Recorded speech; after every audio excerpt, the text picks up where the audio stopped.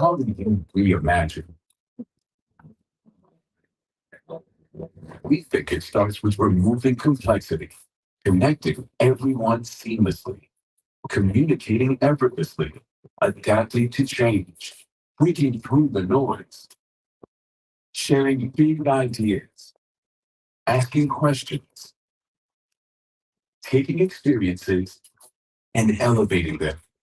Always protecting what matters and putting AI to work responsibly so we can fulfill our greatest potential.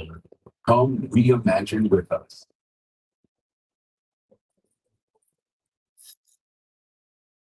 Please welcome Senior Vice President and Chief Marketing and Customer Officer at Webex by Cisco, Aruna Ravichandran.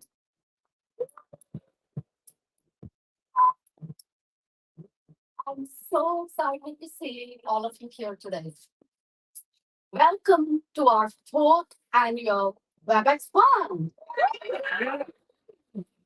A huge warm welcome to all of our customers and partners who have joined us around the globe virtually, as well as here from Anaheim, California. For the very first time in 4 years, Webex One is truly a hybrid event. And I also would like to extend my heartfelt appreciation for all of our sponsors. Another milestone for us, third year in a row, Webex One is now going to be hosted on Webex events. Third year in a row. A testament, basically drinking our own champagne. Over the next 2 days, we are going to have action-packed days. We have a wealth of knowledge to share with every one of you guys, including 40 plus technical sessions, 35 plus hands-on training lab, and you'll hear from a lot of our customers who are going to be telling you inspiring stories on their innovation in the world of hybrid work as well as customer experience. We also have an incredible lineup of luminary speakers, including Robert De Niro, Ariana Huffington, and Neil deGrasse Tyson. And last but not the least, we will be launching groundbreaking innovations in AI, customer experience, and hybrid work. So I invite all of you to sit down, relax, and soak in the innovation and inspiration that awaits you. So now, without further ado, I would like to extend a very, very warm welcome to Jeetu Patel, our Executive Vice President and General Manager for the Collaboration and Security Business.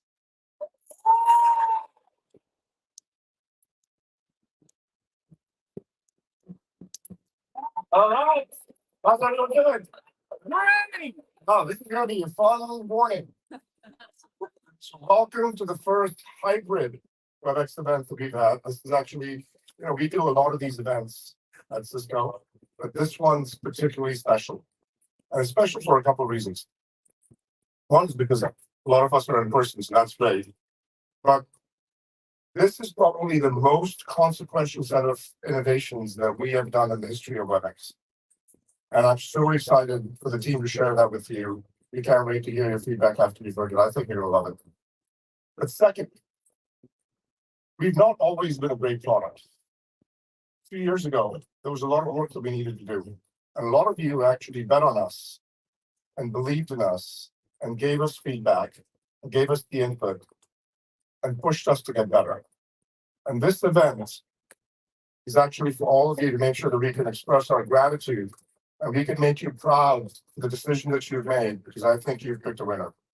So thank you for coming here. It's from the bottom of my heart. I think it's huge gratitude that all of us feel towards you, and we don't take your trust lightly. And I think we're going to be proud. And you'll see that today.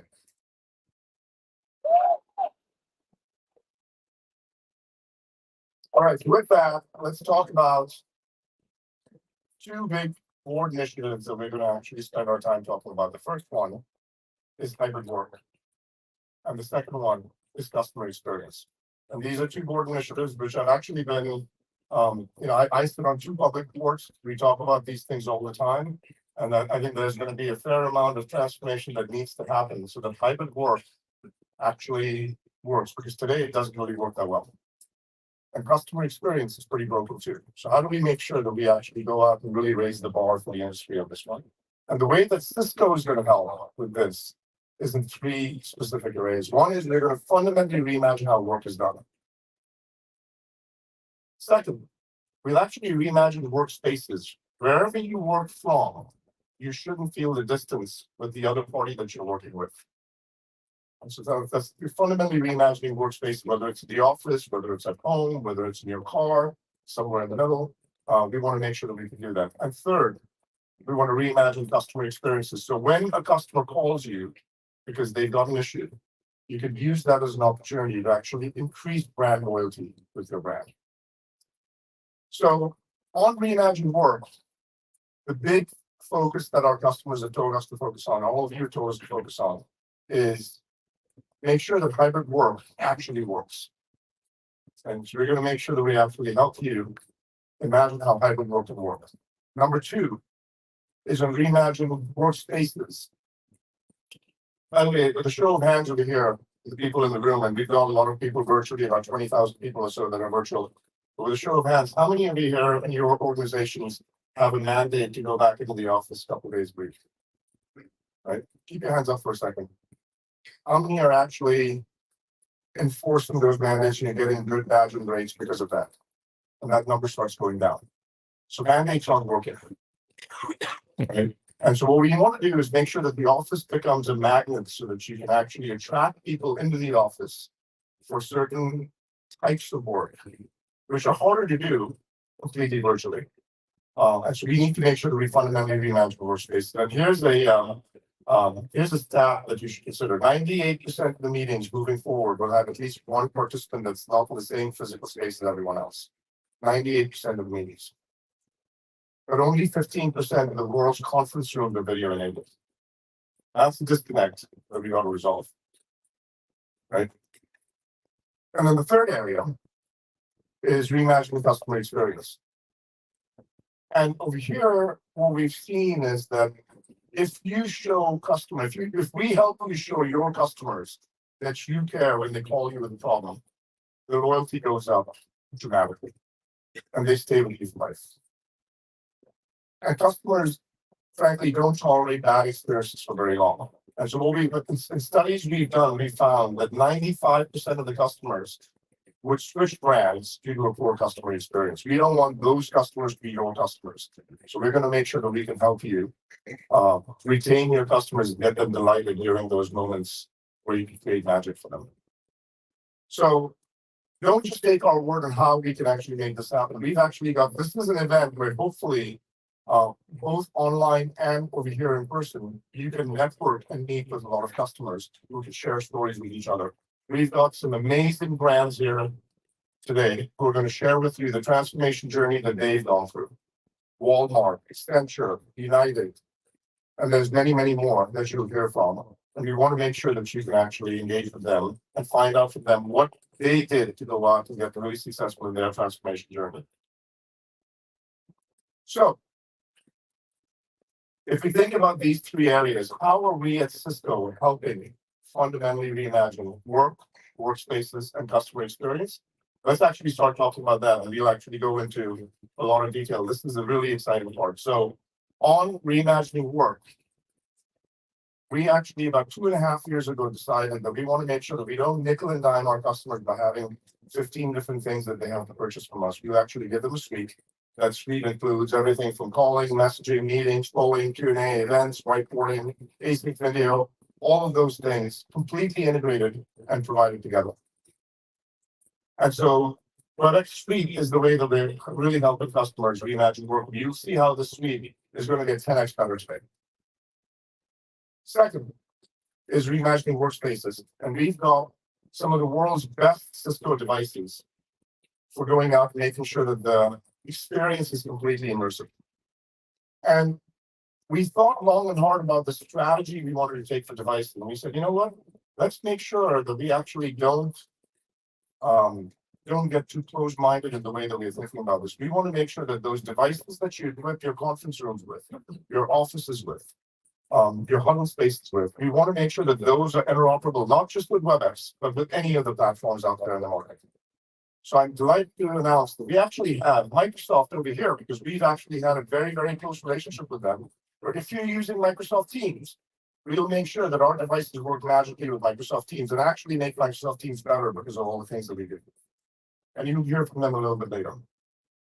And number 3 is for reimagined customer experience that we went from the ground up and built an AI-first customer experience and contact center platform.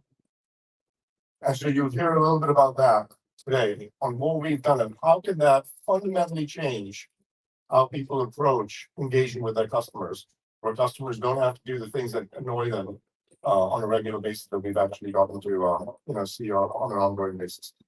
But the most important thing that I want you to take away from this day is that these 3 experiences actually all sit on a core platform that we built. So it's built on a single platform. And that's the most important thing, because the advantage that you get by all sitting on the same platform continues to keep compounding. And so what do I mean by that? What I mean is, on the security and manageability side, you have one way to go out and apply security and policy across those different products that we have that are completely integrated. But you also have one way to manage all of your assets. If it's a device, if it's a meetings application, if it's a calling application, if it's a contact center application, all of those are managed from the same admin console. We call it Control Hub. I believe that it is by far one of the best management consoles that you'll see in the industry, not just in collaboration, but in enterprise software at large. And we're going to make that 10x better today. And you'll see how. But there's so much work that's going on in interoperability and integration with third parties that we've actually made sure that the APIs and SDKs are available so that the entire ecosystem can make sure that they integrate with us. And so those are, core standards. But what we've also been doing over the course of the past few years is really investing in artificial intelligence in 3 areas: in language intelligence, in audio intelligence, and in video intelligence. And in these areas, we've actually made tremendous amount of progress over the course of the past couple of years. We've spent a couple $2 billion on this in R&D, and we continue to keep chipping away at it. So things like, real-time speech-to-text transcription, things like being able to make sure in real time you can translate what you're saying in 120 different languages. Things like making sure that in real time you can take out the background noise so that the far end doesn't feel like they have a hard time hearing you. Things like making sure that you could reduce the fatigue from a meeting, because we've actually got the cinematic quality that we're injecting in meetings, so that it's no less fatiguing than you watch a movie in 2 hours. Those are all the things that we've been working really hard on. But we thought we could do more. And so in this event, what you're going to hear is that AI is pervasive in every aspect of the Webex platform. We've completely reimagined the platform. We've made sure that AI is the core fabric that powers the entire platform. And if you start thinking about AI, there's a lot of innovation that's happened, especially over the course of the past year in the area of language with large language models. Right? They've changed everything. But the reality is that not all large language models are created equal. And so we wanted to make sure that we gave you a choice. And so the way that we're going to work this is, whether it's a commercial model, whether it's our own model, or whether it's a select set of customer models for things that we need to make sure that we can actually enable for certain industries, for certain vocabulary, we will make sure that those are made available with an orchestration layer that has access to that from the Webex platform. And it's going to do 2 things. We have a test harness that goes out and looks at all of the different models and sees which models perform better in which kind of scenarios. And then what we're able to do is actually help it for these use cases. These are the models that perform the best. And so the large language model orchestration layer will actually help you direct to which model you want to use when you actually enter a prompt. But what it also does is provides a single point of policy enforcement from a security standpoint, from a privacy standpoint. So that if you happen to have a social security number, which is a PII piece of data, we want to make sure that that does not get accidentally shared with others. So that's something that we've actually factored into the model. Right? But there's a little bit more that we want to think about rather than just talk about large language models and how we use them, because we want to make sure that we think about the entire spectrum of communication, not just language. When we think about it, and great communication includes far more than just words. What I mean by that is there's actually a fair amount of use that we've made of text to communicate with each other, with email, with messages, with transcripts, so on and so forth. And that actually gets solved with large language models. So that's what we've been doing now for about a year in the industry. There's been a lot of hype around this. And those are the foundational models that people build on. But what about other signals that actually come to you that are so important in the way that we communicate on a day-to-day basis? What do I mean by other signals? Well, there's going to be audio, there's going to be video, there's going to be presence detection, there's going to be gestures. You might have things like voice tones and inflections. How do you make sure that that texture, that vibe of the communication is effectively translated when you're actually going out and looking at summaries that you might have? And so I am delighted for the first announcement we're making today, which is we are introducing for the very first time in the industry a real-time media model that complements a large language model, right? And what this is going to do is give you far more context and far more texture that can augment what you get from a large language model. And the two of them together make magic happen. So let me explain how this works. So you think about a large language model, you think about a real-time media model, you pull it together, and you'll actually have the signals that come from audio, video, presence, gestures being augmented with email, messages, transcripts. So how does this really manifest for the user? What does the user see over here, and how is it different for the user than going out to any place and doing a quick kind of prompt? Well, firstly, the data that we're going to have that you're going to be querying against is going to be data that's going to be very, very specific to what you do within Webex. So there's context in that data as a first piece. But in addition to that, what we've done is we've said, let's make sure that we actually have some context from the RMMs augmented to the LLMs.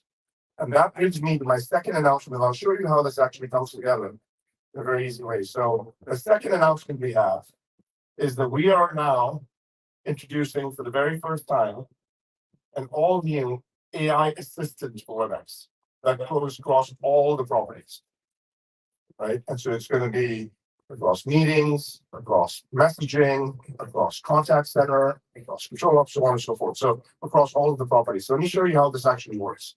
And so I'll give you one example, and Javed and team are going to actually show you many, many more examples.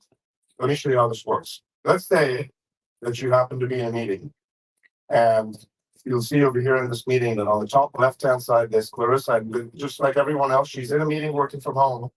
The doorbell rings, and she has to go out and answer the door because a shipping company is there for delivering a package. The camera detects that Clarissa stepped away from the desk, automatically mutes her, make sure that it says she's going to be right back. When she comes back, the camera knows she came back. It says, do you want to catch up on the meeting, on the things that you might have missed in these 3 minutes that you were gone? And it gives her a summary.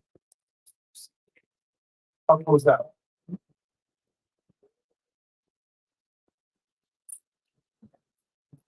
Actually, there's more though. She gets the summary, and then she asks the questions. Because if you were to ask someone and say, hey, what did I miss? Then you might have a follow-up question like, was my name mentioned? Did I have any action items? Well, guess what? You're now going to be able to go out and do that as well, because you can ask that assistant questions about what happened during those 3 minutes that you were gone. And did you miss anything without actually disturbing anyone in the meeting? Isn't that cool? Super cool. I know. But what happens if you miss the entirety of the meeting? Let's say you didn't show up to a meeting. So don't keep doing that, because that might be bad for what your manager thinks of you. But in case you end up missing a meeting on one day, we will actually make sure we can provide you with a transcript. And that transcript is not just a transcript of a summary of the meeting. It's going to have augmented with it context of things that happened in the meeting. There was an applause. There was a gesture. People had emojis. Clarissa did step away during this time. All of those things become texture that gets added to the meeting that gives you far more context than what you would have had otherwise. And those get merged together. So a transcript now starts looking more like this. That says, well, this is what happened. Oh, and during that time, these are the activities that happened. Here's who actually showed a thumbs up. Here's the reaction from the audience. There was a heated debate on this topic. All of those things will start showing up. In fact, understanding these things actually can create a lot of meaningful insight, because what we can have is further questions that can get asked. So, was there a lot of back and forth debate during this thing that I missed? Right? That's a question you can ask the assistant. Was any decision made while I was away that I need to know of? In Cisco, if you're not in a meeting, that's the time you get assigned the most amount of action items. Third, is there anyone's opinion that actually got drowned out because people were speaking over each other and someone tried to speak a few times but never got in a word edgewise? Because we want to make sure that these meetings get to be inclusive and you can actually provide that level of texture to a meeting that's done. So that's your tool. And this provides a lot of kind of rich context. And we're going to make this available, all of the assistants. Now, here's the cool part. We're not just building an assistant for meetings. We're also building an assistant for Slido. We're also building an assistant for Vidcast. We're also building an assistant for the contact center. We're also building an assistant for Control Hub. We're also building an assistant for any other product that we have in the suite, because it's going to be one assistant that could go out and actually go propagate to every single product that we have out there across the entire Webex ecosystem.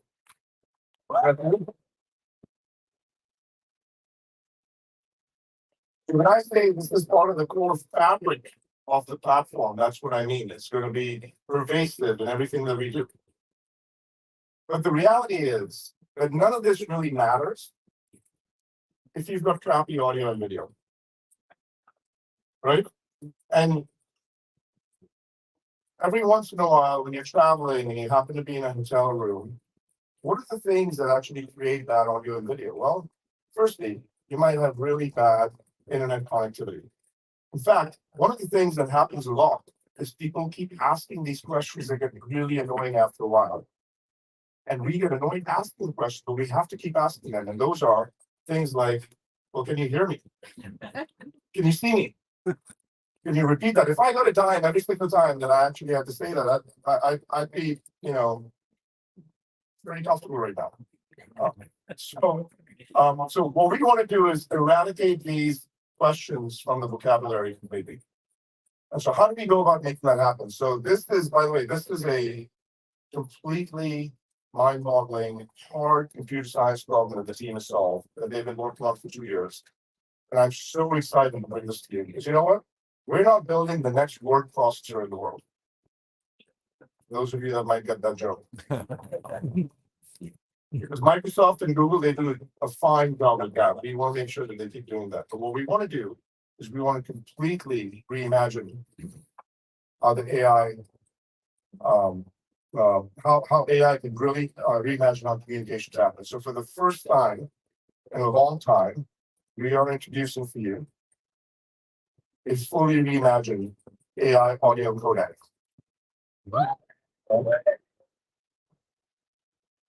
And you think this is good right now? Just wait until I tell you what's happening. That's crazy. So this is a breakthrough technology that actually is using advanced neural networks and machine learning to really make sure that you have crystal clear speech in really bad conditions. All right. So what are the things that we want to solve for the AI codec? First one, we want to give you high quality without requiring high bandwidth, so that anywhere in the world, you can go out and communicate with great quality audio, because audio is one of the most important things in a meeting. Second, we want to make sure that even if you happen to have high bandwidth, like in this fine hotel, there are times when you see a lot of packet loss, right? And every time you get to about 5 to 7 to 8% packet loss, you start to see massive degradation in the quality of the audio that you're getting. So what do we do for that? Well, so what we've done, and this is where we've truly got, rocket scientists working for us, because what they've done is they've said, let's reimagine the codec. So if you look at this, by the way, the yellow line over here happens to be what the industry standard codec performs at. And think about the thing that you have to pay attention to is the 3 bands: the excellent band, the good band, and the poor band. And see how quickly, when you actually drop the bit rate, how quickly it goes to the poor band of quality. And then look at the blue bar. We can get to a substantially lower amount of consumption of bandwidth and still be in the excellent band of quality. We're going to be up to 16x times more efficient with the use of bandwidth. It's crazy. Up to 16x times. And we're going to be more redundant. So let me actually explain to you how this works, because you're like, yeah, this is interesting, but how does it actually work? So this is how it works. The way that a codec works, it has a couple jobs. You encode the speech, you transmit it over a network, and you decode it on the other side so that people can hear it, right? And the way that you actually transmit the encoded speech over the network is you break it up into small little packets, and you actually make sure that the packets transmit. So if you think about these bars, think about them as packets in the way that things happen today. So the way that things happen today, there are these packets.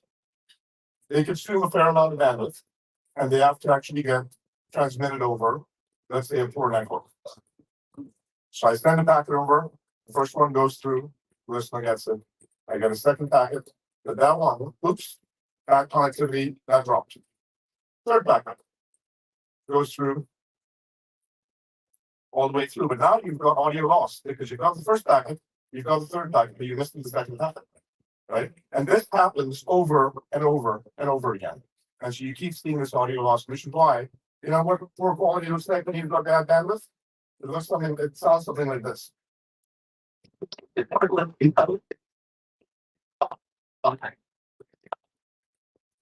All I heard in that was G2 and fire. Not a good idea. So the job security is at risk. Sir Robbins, am I doing all right? So what do we do to go out to solve this? So what we've done, because we are so much more efficient in the amount of bit rate that's required, what we now are able to do is take the best quality audio. What we've done is we've got a fraction of the amount of bandwidth with which we can go out and encode the audio. Right? A fraction. But because we've got a fraction of the bit rate that's required, we can now add other stub packets or frames into the packet for redundancy. So if I have packet 1, I let it go through core network, it's going to go just fine. Right? And so that's the first packet to go through over the network, that's fine. But the second packet actually has a redundant frame of the first packet, and that actually fell off. You didn't get the second packet on the other side. Well, no problem, because you've got the third packet that actually has a redundancy of the second packet in there. And that, when it gets on the other side, you saw that you didn't get the second packet, we were able to recreate the second packet because we've got the stub of the second, of the frame of the second packet. Right? So now all of a sudden you have crystal clear audio, even though you've got packet loss. By the way, this is so crazy that in some of the tests that we've done, typically you have 5 to 7 to 10% packet loss, and you start to see bad degradation of quality. We can, in some cases, go up to 80 to 90% spikes of packet loss and have crystal clear audio on the other side. 80 to 90%.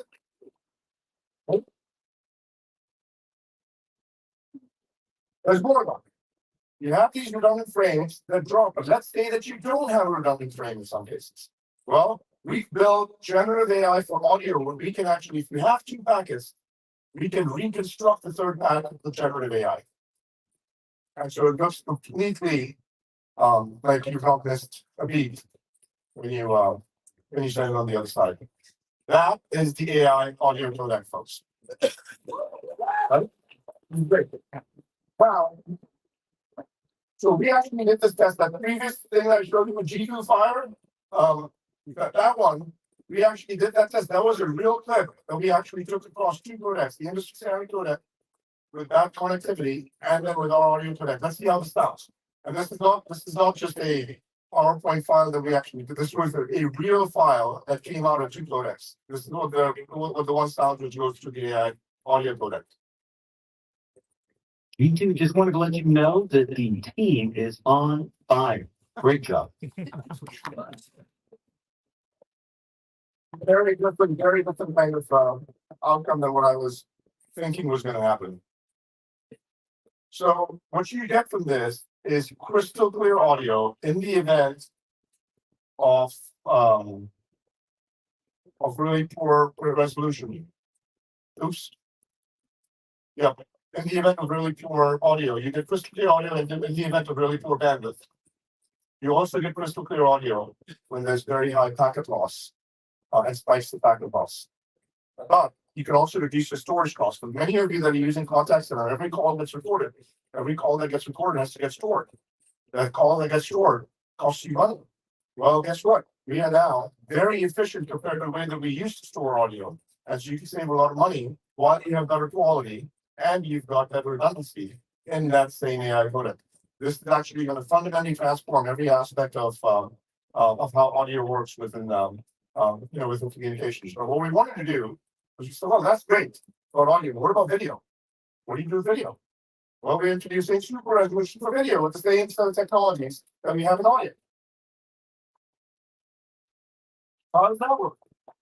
Well, let's say that you've got a graphic connection.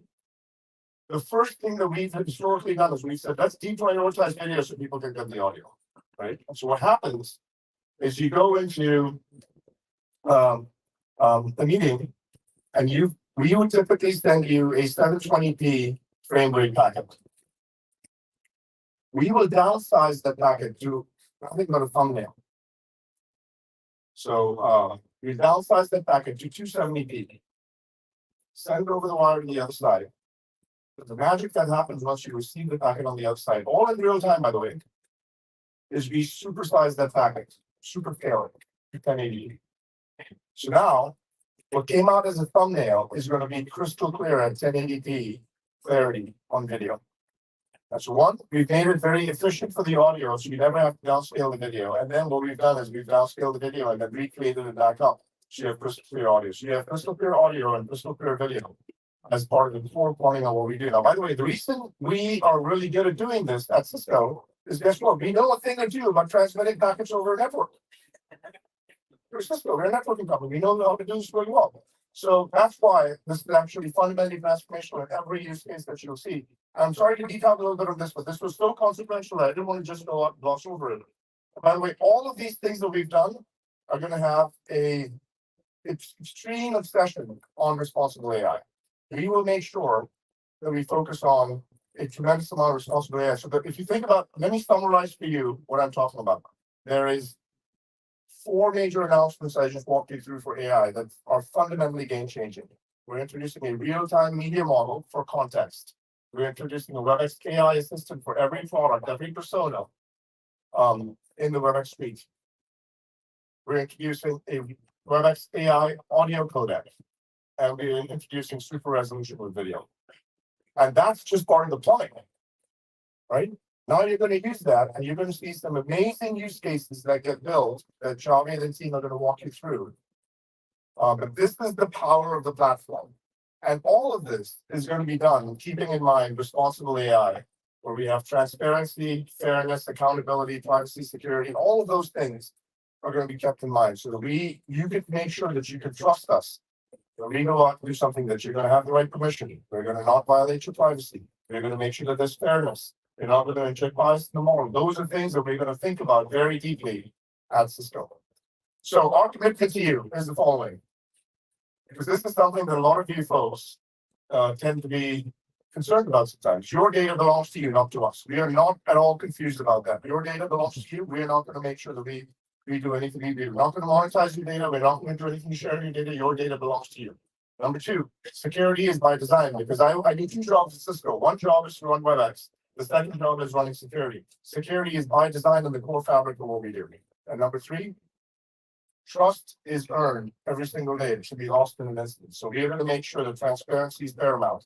And we will keep making sure we keep chipping away at earning your trust bit by bit, every single day, every single week, every single month, every single quarter, every single year, because we will build the best AI forward WebEx platform on the planet. And everything we're doing is focused on helping our customers realize the full potential of AI, so that you can take advantage of the platform advantage, build it once, make sure that you can easily utilize it everywhere, which really helps us because we can concentrate the resources in a different way. We're going to have a real-time AI advantage because everything that we talked about over here is not after the fact, it's real time. We're doing it as it's happening, and there's a specialization that's required for really getting good at real time. And lastly, there's a trust advantage. So that's what the suite consists of. Now, the next few sections that you'll go through is Javed will walk through the WebEx suite, Snora will walk through Cisco devices, and Jana is going to walk through through the WebEx contact center in detail, and how all of this wonderful stuff in the platform manifests in things that change your life on a day-to-day basis. So, first one is making hybrid work work. One of my favorite leadership teams and one of my most amazing friends in this business has been Javed, who's been my partner of crime for 2 years. And it's been such an honor and such a pleasure to be a small part of this company. And what he has done with his leadership of this team is fantastic. Let's invite Javed Khan on stage, who's the SVP of the Collaborative Improvement Program.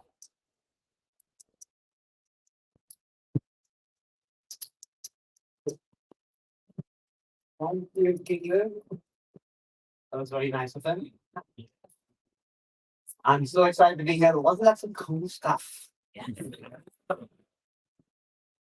So I'm excited to be here at this hybrid event, and today I'm going to talk to you about how we are reimagining work with the WebEx suite. Now, over the last 3 years, we've listened to how all of you have been adapting to hybrid work, and same with us. And we heard you. That is why we built the WebEx suite. It is the industry's most comprehensive set of tools that you need for today's way of working. So we started with meetings and calling. We then added messaging and whiteboarding. During the pandemic, we also added support for webinars and large events like this one, up to 100,000 participants. And through Slido and Vidcast, we added support for audience engagements, both for synchronous communication and for asynchronous communication. But this year is different. We're taking it to a whole new level because of all the stuff that GT just showed you. We now added generative AI into the WebEx platform, which is going to allow us to deliver magical experiences across all of those workloads. And that's making the WebEx suite smarter, more efficient, and easier to use. So you want to see some of those experiences today in the WebEx suite? Wait, let me show you.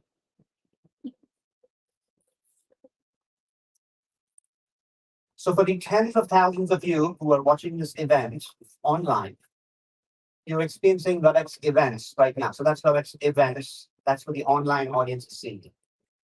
For those of you who are in the room, you actually used WebEx events as well. When you signed up for this event, when you built your agenda, when you downloaded the mobile app, when your badge got printed, you were using the WebEx events platform. And because the WebEx events platform is built on the WebEx platform, it gets all of those generative AI capabilities. And one of those things is real-time translation. We added real-time transcription and translation into the WebEx platform in the meetings product a couple of years ago. Now it's available in WebEx events. So for those of you following online, you can actually change the language, switch to French, and follow along in French. And I sound really good in French, by the way. So my question for all of you is, does your collaboration platform have support for hybrid events like this one? I'm guessing it probably doesn't.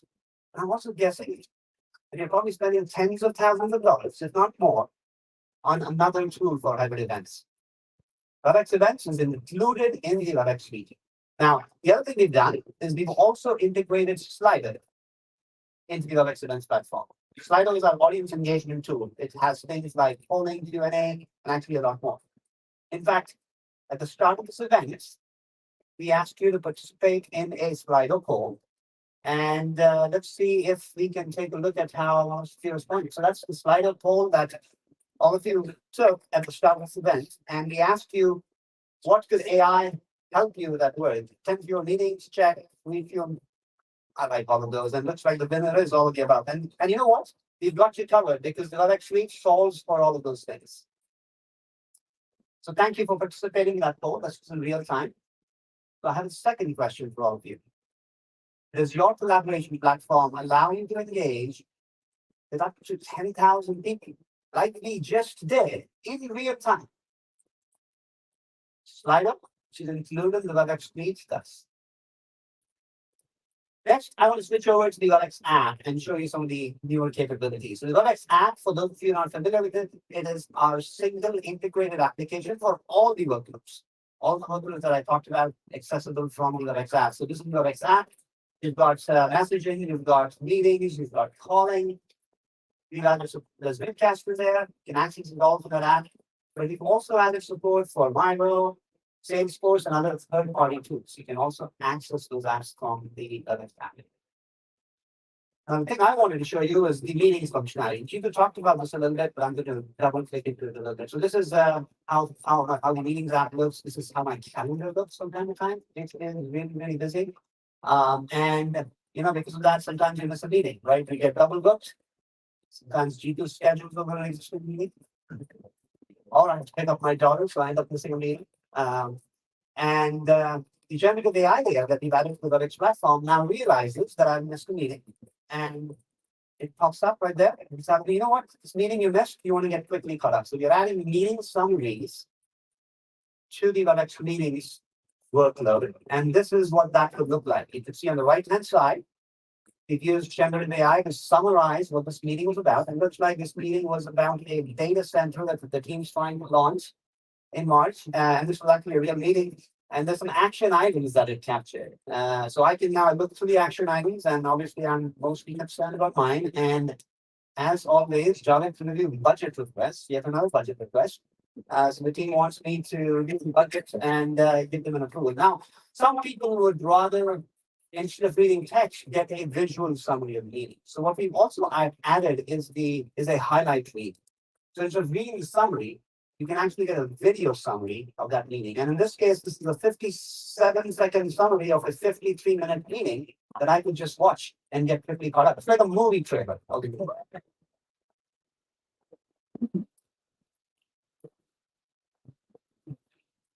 But some of you might go, wait a minute, I actually want to jump in and look at the details of what was said and how it was said. So you can now jump to the meetings recording. This is the meetings recording. Again, you've got the summary there.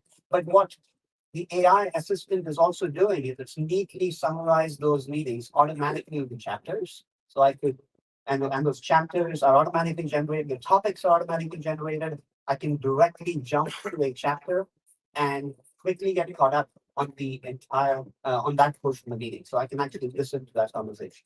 So that's the full recording. Again, the AI assistant in there, making your meetings, the recording much better.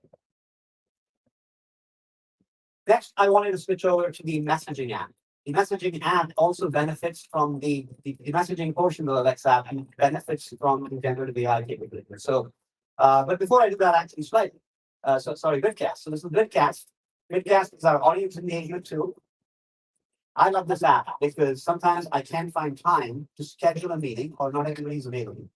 So I use Vidcast to record a message and send it out to my team. And what you're seeing there is actually a Vidcast I recorded to communicate our collaboration strategy. And because Vidcast is built on the same Webex platform, guess what? It gets all of the functionality that I just showed you in meetings.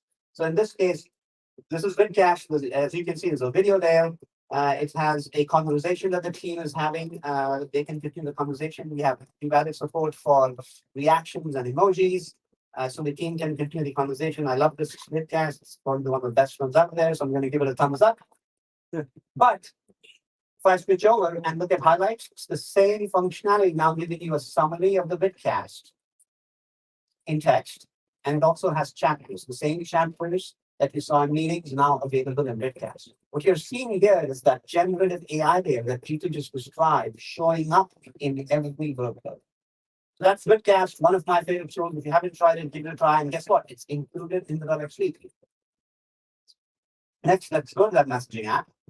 And we're going to switch over to the messaging app next. And so this is, if you're like me, you come back to your desk after a few hours, or you wake up in the morning and guess what? You've got a long list of messages. And it takes a while to get caught up with it. And then guess what? Look, I got added to yet another space. So how do you get caught up? So we've added functionality that actually tells you why I got added to the space. And in this case, as you can see, Brian had added me to the space, and the group chat about a feature request that the product team made. And since I'm the GM of the business, the team wants my name. So that makes a lot of sense. So the generative AI layer told me why I got added to this particular space. Let's go into that space. And as you can see, there's a lot going on. So now I have to reach who said what. And sometimes if you're away for a few hours, there's 20,000 messages. Again, the AI assistant to the rescue. I can ask the AI assistant, tell me or summarize what's going on in the space.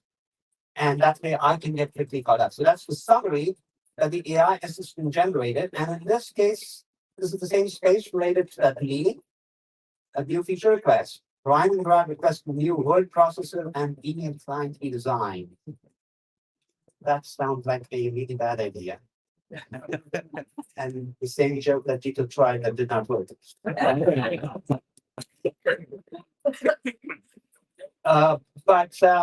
I'm going, wait a minute, I'm not, the budget request, email client request, that's not a good idea. So let's say I'm a little annoyed and I say, this has been the worst feature idea ever. That's how I would normally sound, but that doesn't sound good. So let's ask the AI system to be a little bit more professional. So we've added change tone functionality. But the last time I did that, the team of that was not tell. He was getting questions from somebody. So I'm going to try something more friendly. So that's a friendlier option. But maybe I don't. So let's see. I must say the feature idea is not quite up to par. So that's much better. So I'm going to go ahead and send that. So that's change tone functionality. Makes you sound a lot nicer than you can. Okay, so that was the AI assistant in action across the Webex suite. It's available across every workload. It's one comprehensive tool for all things hybrid work. You've got 8 workloads with generative AI built in. So let's take a look at how one of our customers is using the Webex suite. With the Webex suite, the McLaren F1 team stays completely connected. Oscar, you got an ETA? Don't worry, I'm on my way. With calling, messaging, meetings, and more. Oscar, where are you? Yeah, I'm almost there. Esta parte es más ligera. Show me the difference. Oscar, you want to turn up anytime soon? Yeah, I'm just a few seconds away. The Webex suite, sliding hybrid work.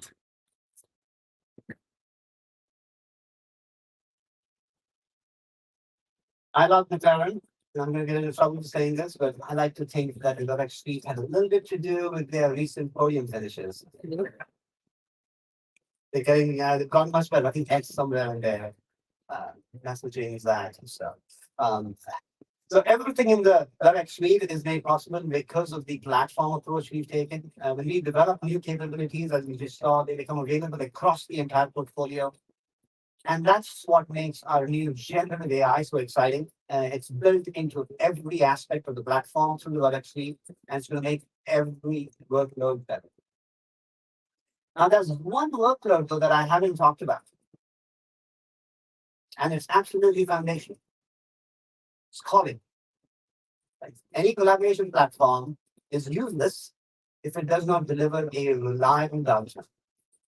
And by calling, I'm not just talking about that phone on your desk. You have one, but I'm talking about calling delivered from the cloud, calling that works on your desktop, calling that works on your mobile phone, and of course, it works with a desk phone too.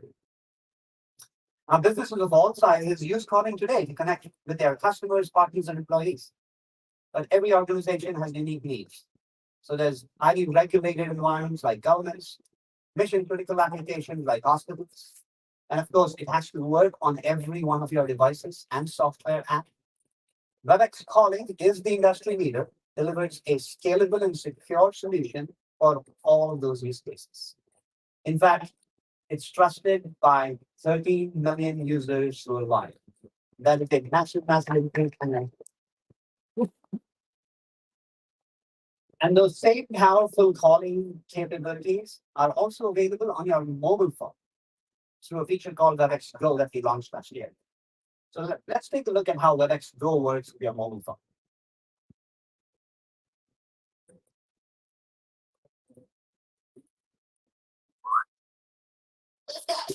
Webex Go enables work calls on your personal device. No app needed. Using your phone's muted data and reliable connection, Webex Go makes business calling effortless. Quickly connect with colleagues and customers by dialing an extension or selecting a business contact. Your Webex Go line will automatically activate. When you're ready for a more immersive experience, seamlessly move your call to a meeting or desktop phone. Webex Go devices are managed just like any other device, so you can be confident that even personal phones are compliant. That's the power of Webex Go, a complete enterprise-grade calling experience. So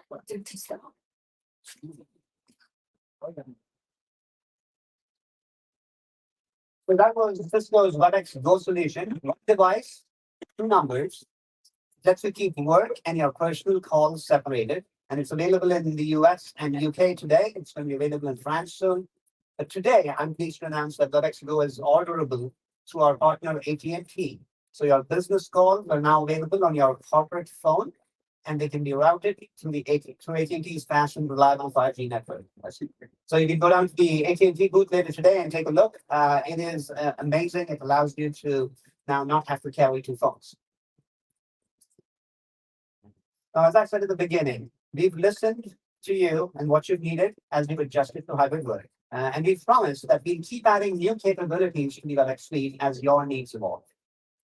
So for those of you who just need a simple call center to deliver customer experiences and don't need a full call center, contact center, I'm pleased to announce basic call center functionality now a part of the Webex suite. We're calling it Webex Customer Experience Basic. It includes things like voice queues, skill space routing, multi-call windows, and so on.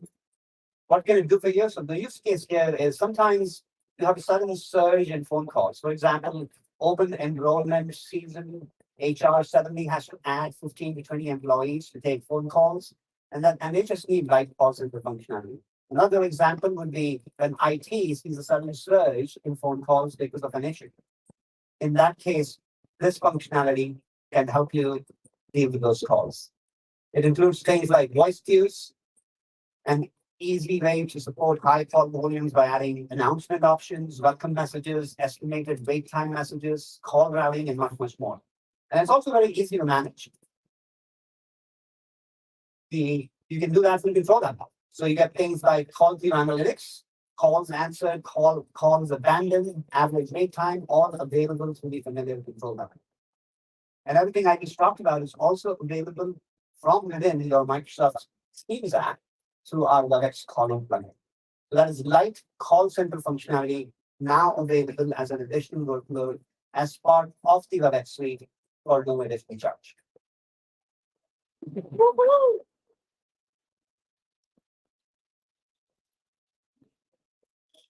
Now, in addition to our friends in Redmond, we also love our friends in Cupertino, and we have had a long, rich history of working with Apple, all the way from CarPlay integration that you've heard about, AirPlay support in our video console devices, and then we've got native experiences for the entire Apple ecosystem.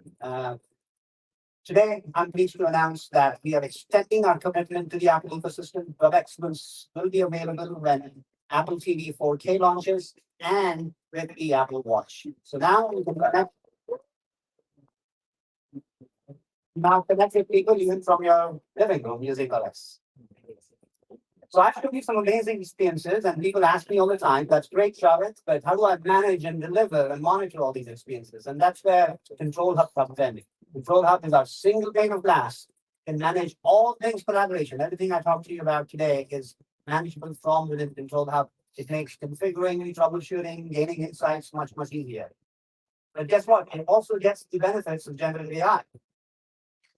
And tomorrow, Anurag Dhingra, who's our Chief Technology Officer, is going to show you how generative AI makes troubleshooting a breeze. So that's enough of me talking.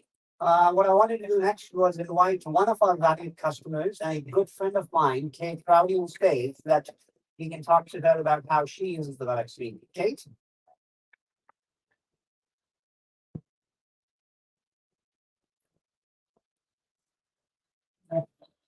Thank you so much for joining me. Yes, I'm thrilled to be here. Thank you for making the trip all the way to the East Coast. Yes, I'm excited to talk about this remarkable partnership that we've built. So Kate, most of the audience probably knows Akamai, but why don't you start by telling us a little bit more about Akamai and your role at Akamai? Yeah, so I'm the CIO at Akamai. We run the most globally distributed connected cloud platform, which includes security, content, and cloud computing. So Kate, our teams actually had a pretty tight relationship working together. You know, we love the feedback we get from your teams. I think it's helped us build a better product. And why don't you tell us more about that relationship and how that's benefited you in your role? Yeah, so I think, you hear about vendor partnerships and it's really, you meet every now and again, but our teams truly are really interconnected. We have shared goals together and we meet regularly. I would say that for my seat, being the CIO, it's really, really beneficial to me to have this partnership with you and your team and to get the sort of proactive, engagement that we have. Our teams, you guys have allowed us to influence your product roadmap and to make things better for both of, for you and for our teams. It's fantastic because we have a really, I would say, impatient user base. So they're constantly looking for the next new thing.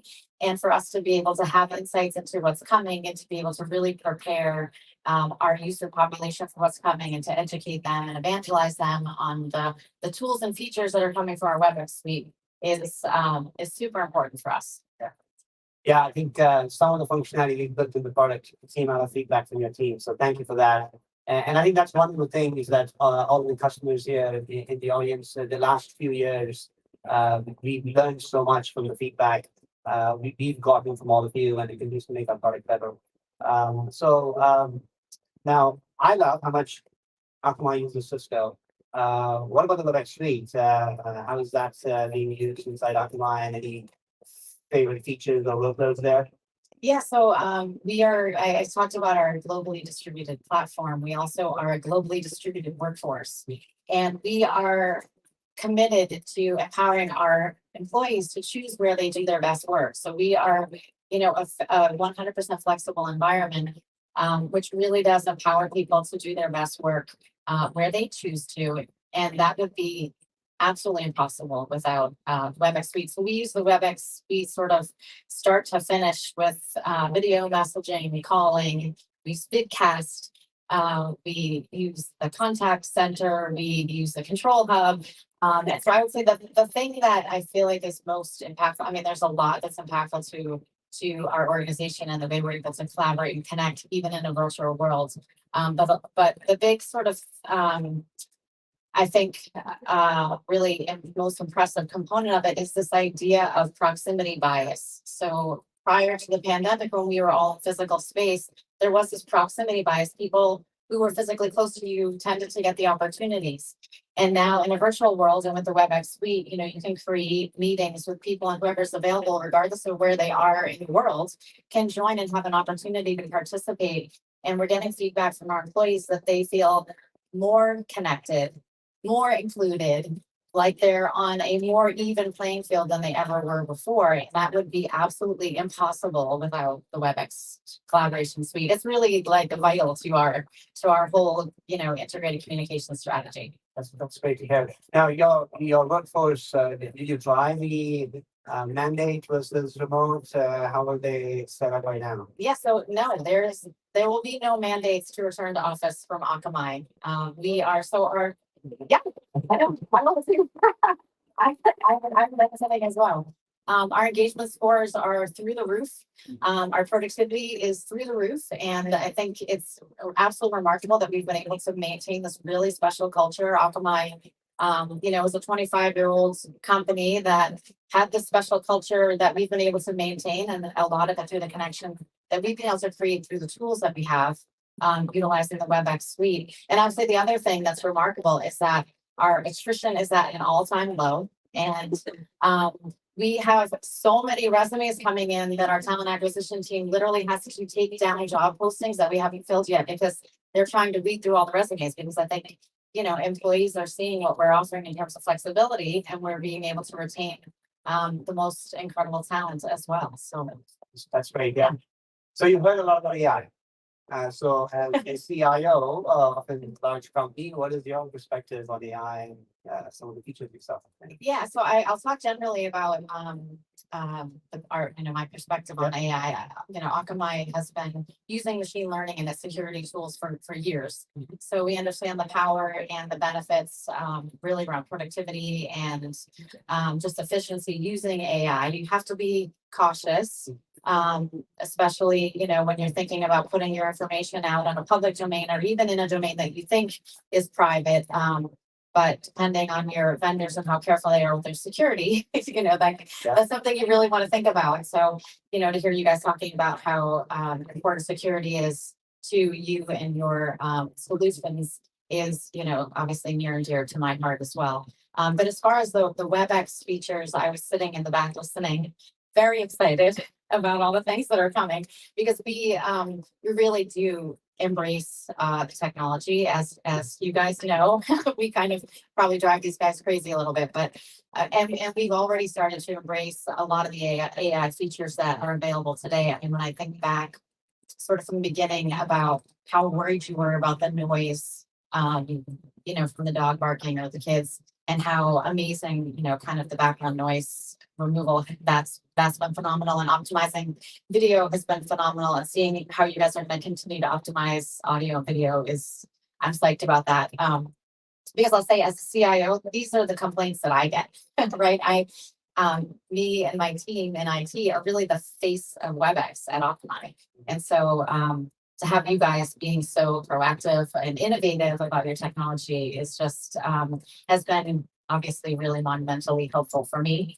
We're using the transcription tools already. We have a group in Japan that's using translation. So some of the improvements that you guys are making in translation is great and remarkable, because we're already getting great feedback on the translation functionality as it is.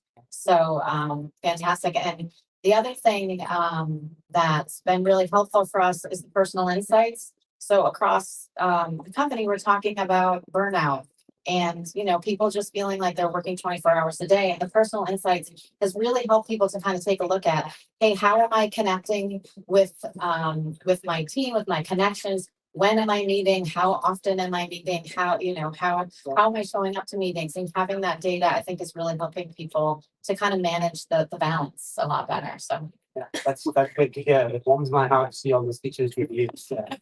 But thank you so much, Kate, for coming out. I know you're a busy person, and we really appreciate you sharing your thoughts with the audience here. So absolutely my pleasure. Thank you.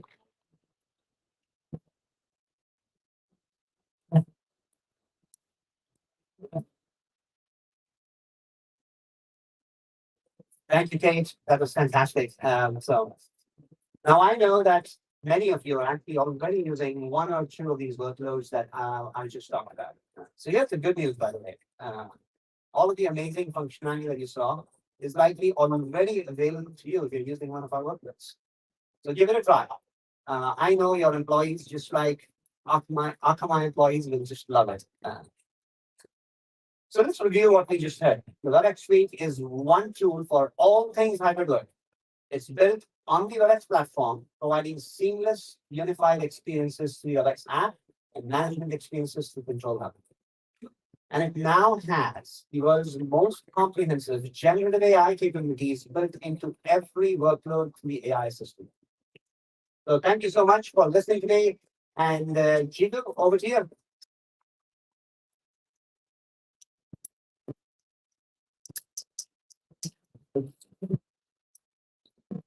Recently I was with Javed's wife.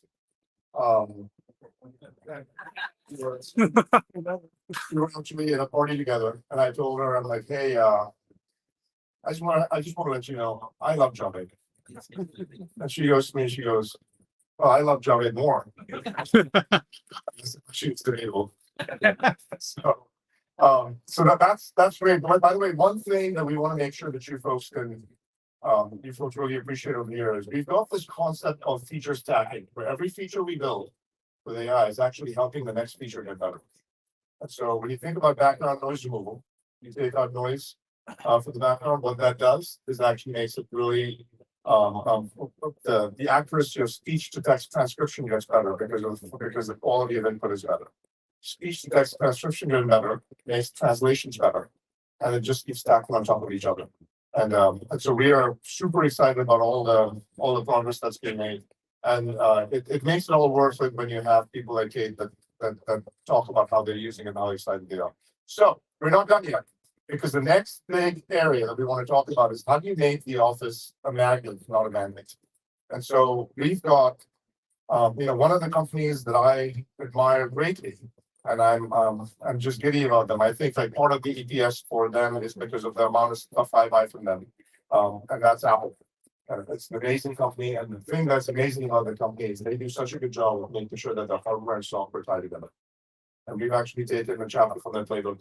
We do the same. And so what I want to have you folks experience next is all the innovation that's happening across our entire hardware suites. Make sure we can equip conference rooms, home workspaces, and every place in between. And to talk more about that, we've got a very good friend of mine, Stora Jesbu, who actually runs that business, who's going to come and talk to us about the devices and how we can reimagine workspaces. So Stora, come on up.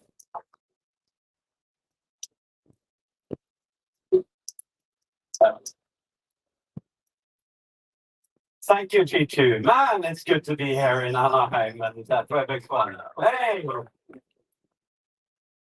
G2 started off by saying that 98% of meetings will have a remote participant. And the interesting thing is that out of 87 million meeting spaces, only about 15% of those actually have video equipment.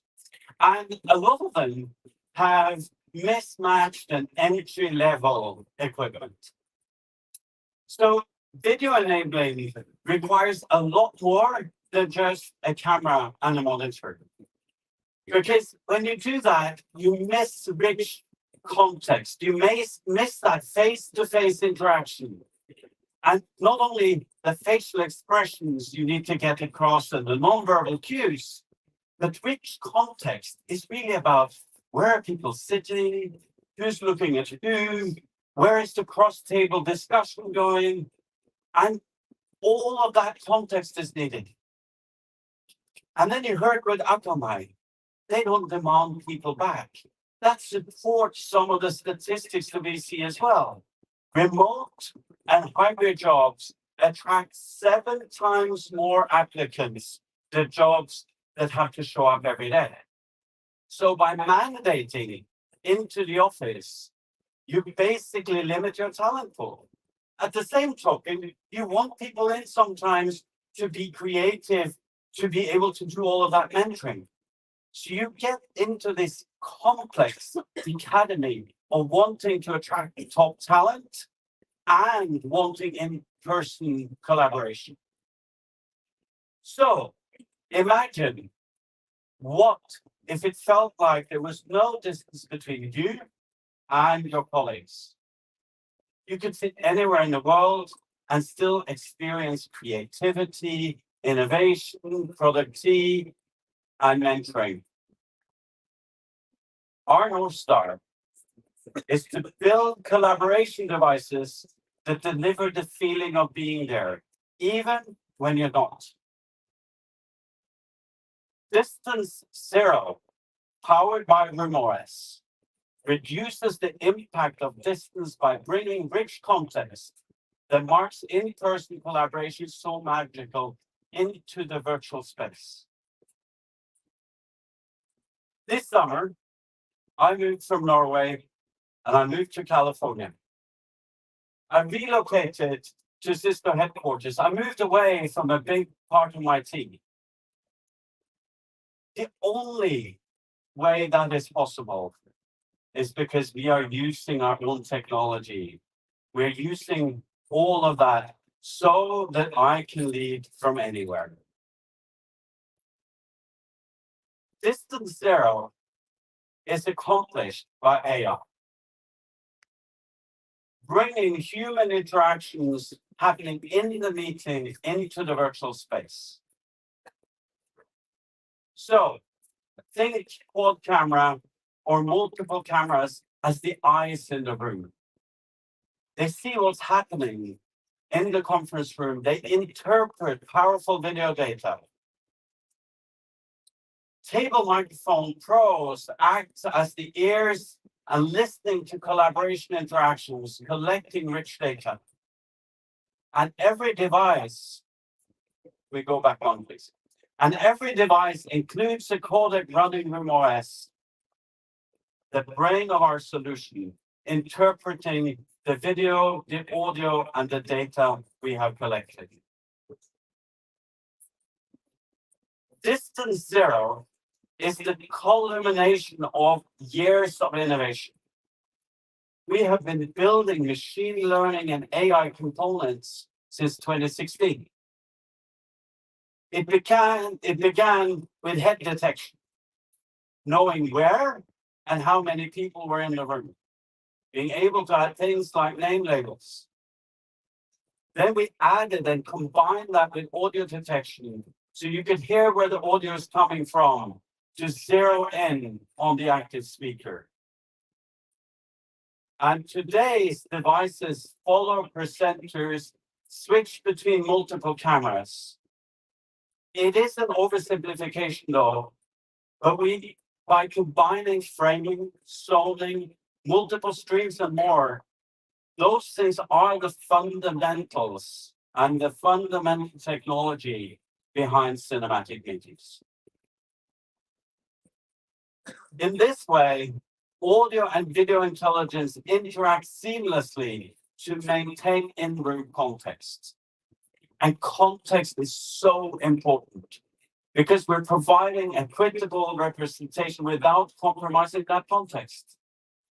In the scenario you can see behind me, the placement of people mirrors the placement of people in the room. So when they interact, we understand not only what they say and what they look like, but also the physical context. We can add the experience in the room with face detection and name labels. And using multiple directional microphones in our devices, like this Board Pro, which features 14 directional microphones, we use spatial audio to guide your attention to who's speaking. For instance, in the example behind me, Wendy's voice will come from the right, and Stephen's voice will come from the left. Cisco devices feature powerful NVIDIA chipsets. This market-leading partnership started in 2015 because we knew that the future was going to be machine learning and AI. We built that foundation 8 years ago that allows us to be market leader in Workspace AI and machine learning. And today's RimOS is the industry's most capable AI and machine learning platform, supporting future meeting experiences like multiple camera technology. Take a look at this. Ever feel like you have the worst seat in the meeting? I feel like no one can really hear or see me. Can we fix that? That's better. I would love to have a camera right there. Nope. Nope.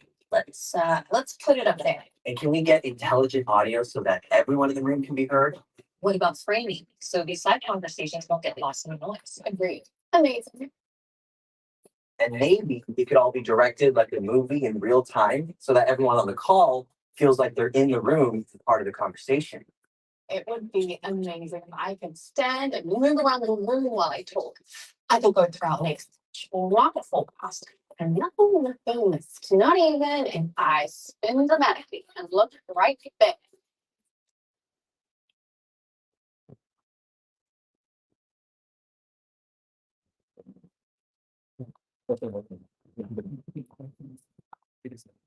Wow, that is awesome. By choosing the best view at any moment, devices make it feel like you're in the room. You can utilize one or more cameras to follow the actions, pick the best angle, and seamlessly switch scenes. It's a movie-like experience.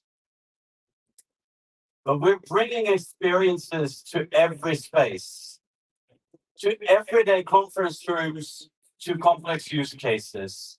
We are eliminating distance. For some of our customers, extra long rooms have been challenging. The camera isn't capable enough to clearly zoom into people in the back. Zoomed images look grainy. You might miss that facial expression that's so key and the non-verbal cues. So with multiple cameras, like adding a pan tilt zoom camera shown here, we can actually improve the visibility of the room. And participant in the back can be framed with high quality.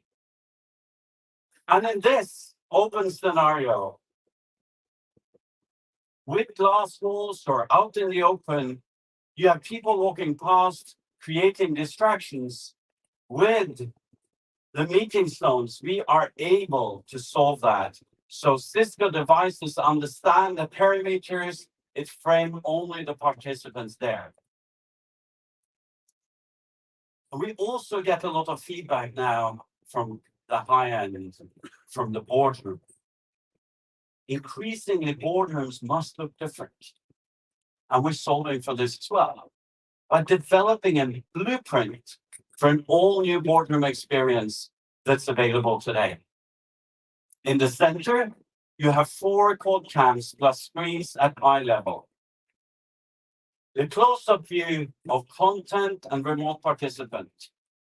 Just below the conversations, you can have that natural conversation going over the table. If you then go outside the room and the ones that are remote, they get a straight-on view of the 16 in-room participants, enabling the feeling of face-to-face collaboration for in-person and virtual participants. And giving everyone an equitable seat in a roundtable discussion. But we can also eliminate distance in auditorium and training style. Devices switch between presenter, audience, cameras, and you can see speaker, content, and audience reactions. And the hybrid presenter mode will allow you to have a remote and an in-room speaker together. So Cisco is delivering distance zero in any meeting room.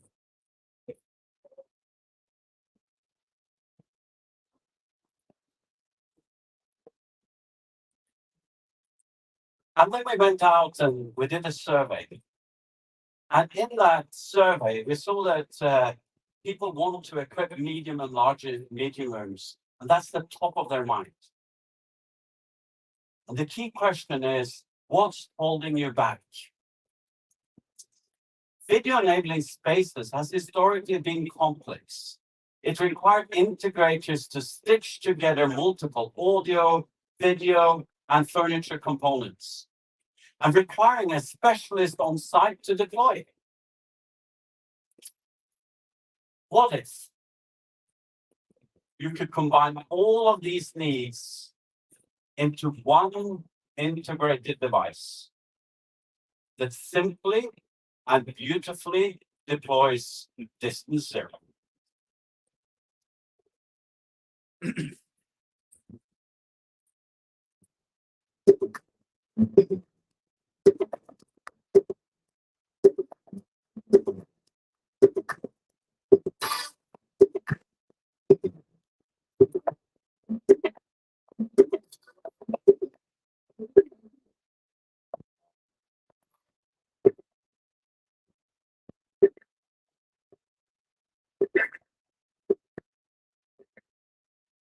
Everyone, how are you doing today? Hey team, always good to see you guys.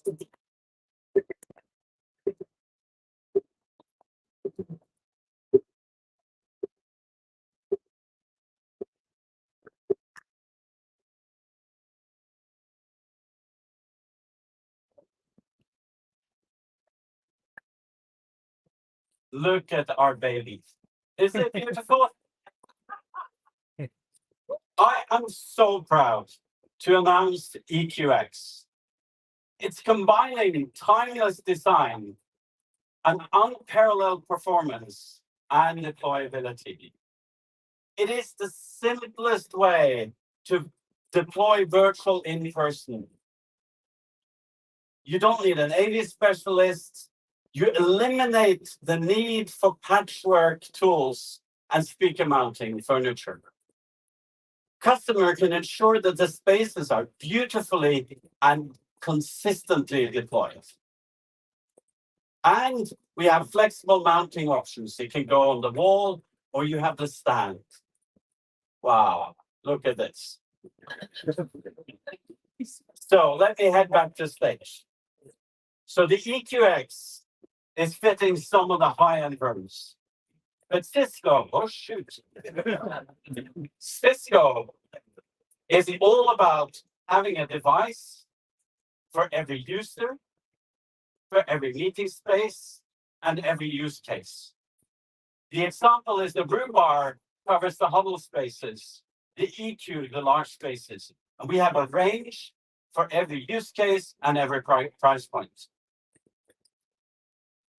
But of course, all Cisco devices are fully manageable through Control Hub. With Workspace Insight tabs and Facility and IT Gets Insights. It includes an overview of each meeting room that shows how devices and third-party peripherals, software and connections are performing in the room. And we have now as well enabled Cisco FastNace agent on the devices. That allow you to do a full hop-to-hop analysis all the way from the cloud to the device. And you get that full control. And that's integrated as well with Cisco Spaces that give users the visibility of room availability. It gives facilities the visibility to room utilization, air quality, and more that we get through our sensors. And this is only the beginning. Tomorrow, Anurag will share more about how Control Hub plays a foundational role in reimagining IT. But our vision is to bring distance zero to every interaction. As Javid pointed out, we're all about enhancing your experience, no matter what platform you're using. 85% of our customers told us that they use 2 or more meeting platforms. So we have vigilantly been designing distance zero to support back-to-back on Zoom, on Microsoft Teams, on Google Meet, and Webex. And for customers that have standardized on Teams, Cisco and Microsoft announced a partnership to bring distance zero to mutual customers. More than 2,000 mutual customers are benefiting from this experience now, adding intelligent security, management, and all the other benefits through the Webex platform. And to talk more about that, I'm so proud to invite my good friend, Ilya Bushkin, to the stage. He's Microsoft's VP of Team Calling and Devices. Ilya, please come on stage.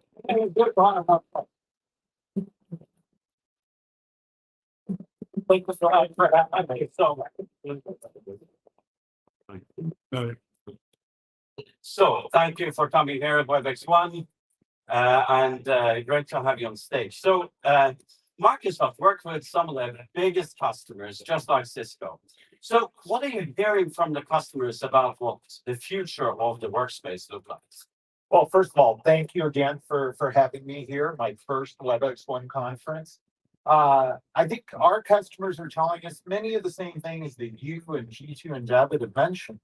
The need to make offices a magnet so that all of the distributed workforce that has formed, that has thrived over the pandemic, can really be productive together.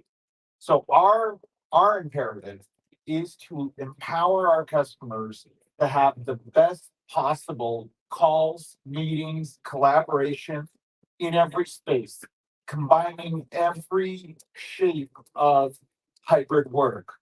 Workers on the go, workers at home, workers together in spaces, workers together in neighborhoods, in multiple offices. That's the imperative we hear. And why did Microsoft decide to partner with Cisco to prepare our customers for the future of the workplace? This is an obvious question to ask. I think first of all, it was a great mutual decision. That definitely takes both of us to partner. For us, it starts with customers. We had customers who were using Teams, but explicitly said that they would not move forward with device deployments unless we had Teams on Cisco devices. And again, working from our mission of the best possible calls and meetings in every space, it just made sense to bring the Teams experience to the beautiful baby, as you called it, the beautiful kinds of devices that you make and that many of our customers love and use every day. And what has the reactions been from the customers since launching these capabilities? You know, we announced a year ago, we shipped in March, and now we have a full portfolio. Well, as you said, over 2,000 customers, thousands of rooms, tens of thousands of rooms. I think that sort of summarizes the reaction, which is one, maybe it's about time you guys partnered, but two, it's just great to see a Teams experience on these devices delivered with that unique Cisco integration that I have to give you so much props for in terms of the edge AI, things like meeting zones, audio AI, integration with Cisco Spaces. It's frankly what customers want and expect from us. And so what's next for Cisco and Microsoft? You and I ask that question all the time. Yeah. What's next? Well, I think there's a lot that we could dream up together. I think continuing to bring edge AI together with what we do in our cloud.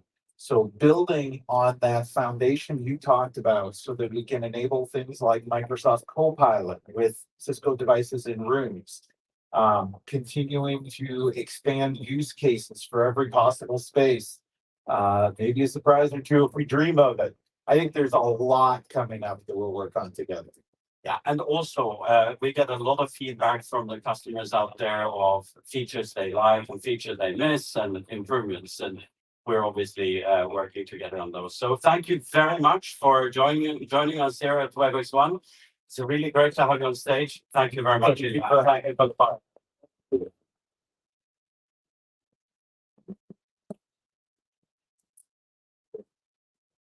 I mentioned today that employees are calling for flexibility. Remote and hybrid jobs attract 7 times more applicants. With collaboration devices, organizations can deliver reimagined workspaces and flexible work experiences without compromise. So back to G2.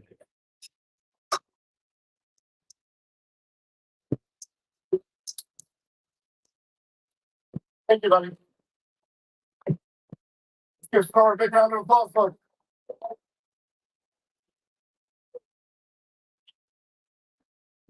All right, so the next one is talking about contact center and how we can actually help our customers' experiences get meaningfully better. Now, we all have experienced good and bad customer service. I'm going to just give you an example of great customer service that had happened a few years ago. I purchased a new car from an electric car manufacturer at the time. It was the only one there. And I had, because my lease payment, there was something wrong with the lease payment, so that they had not auto deducted the lease, something of that sort. So I called them, and it was while I was driving. And they picked up the phone. I said, "Hey, I just purchased a car. My lease payment doesn't seem to have auto pay turned off." The lady said, "Hang on for 1 second." Came back, said, "You're all set." That's all. That was the interaction. I still remember 3 years later. They knew who I was. They knew what the problem was. They never asked me for my account number. They never asked me for my address. They just fixed the problem. And we got going with our day. That's magic. And we want to make sure that we can actually do more and more of that as we go forward. So here's the way that we're thinking about, customer experience. There's 3 things that we want to go out and solve for in the true north. We should never have a customer wait. We should never make sure that a customer repeats themselves over and over again as they keep getting transferred. And we should make sure that every customer has a personal concierge when they call. They can call at any point in time. This is the true north that we're trying to go out and get to. And to talk more about that, I've got John and Luke, who's actually the chief product officer for our customer experience business. So John, come on out. Not sure which things company.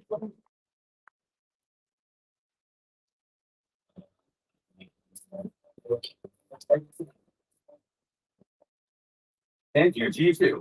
Hello, WebEx1. Thanks for being, thank you for saying hello back. Thanks for being with us here in sunny Anaheim, California. I actually just checked 2 minutes ago, and it is in fact sunny, you can't tell. Better place for us to talk about great customer experience than a mile away from the happiest place on earth, Disneyland. I'm really excited to be here with you today, so we can talk about what we've been doing for the last couple of years. We have built a brand new cloud-native WebEx contact center. This new product enables everything from proactive communications, so you can tell your customer if their shipment is delayed, or remind them about their doctor's appointment next week.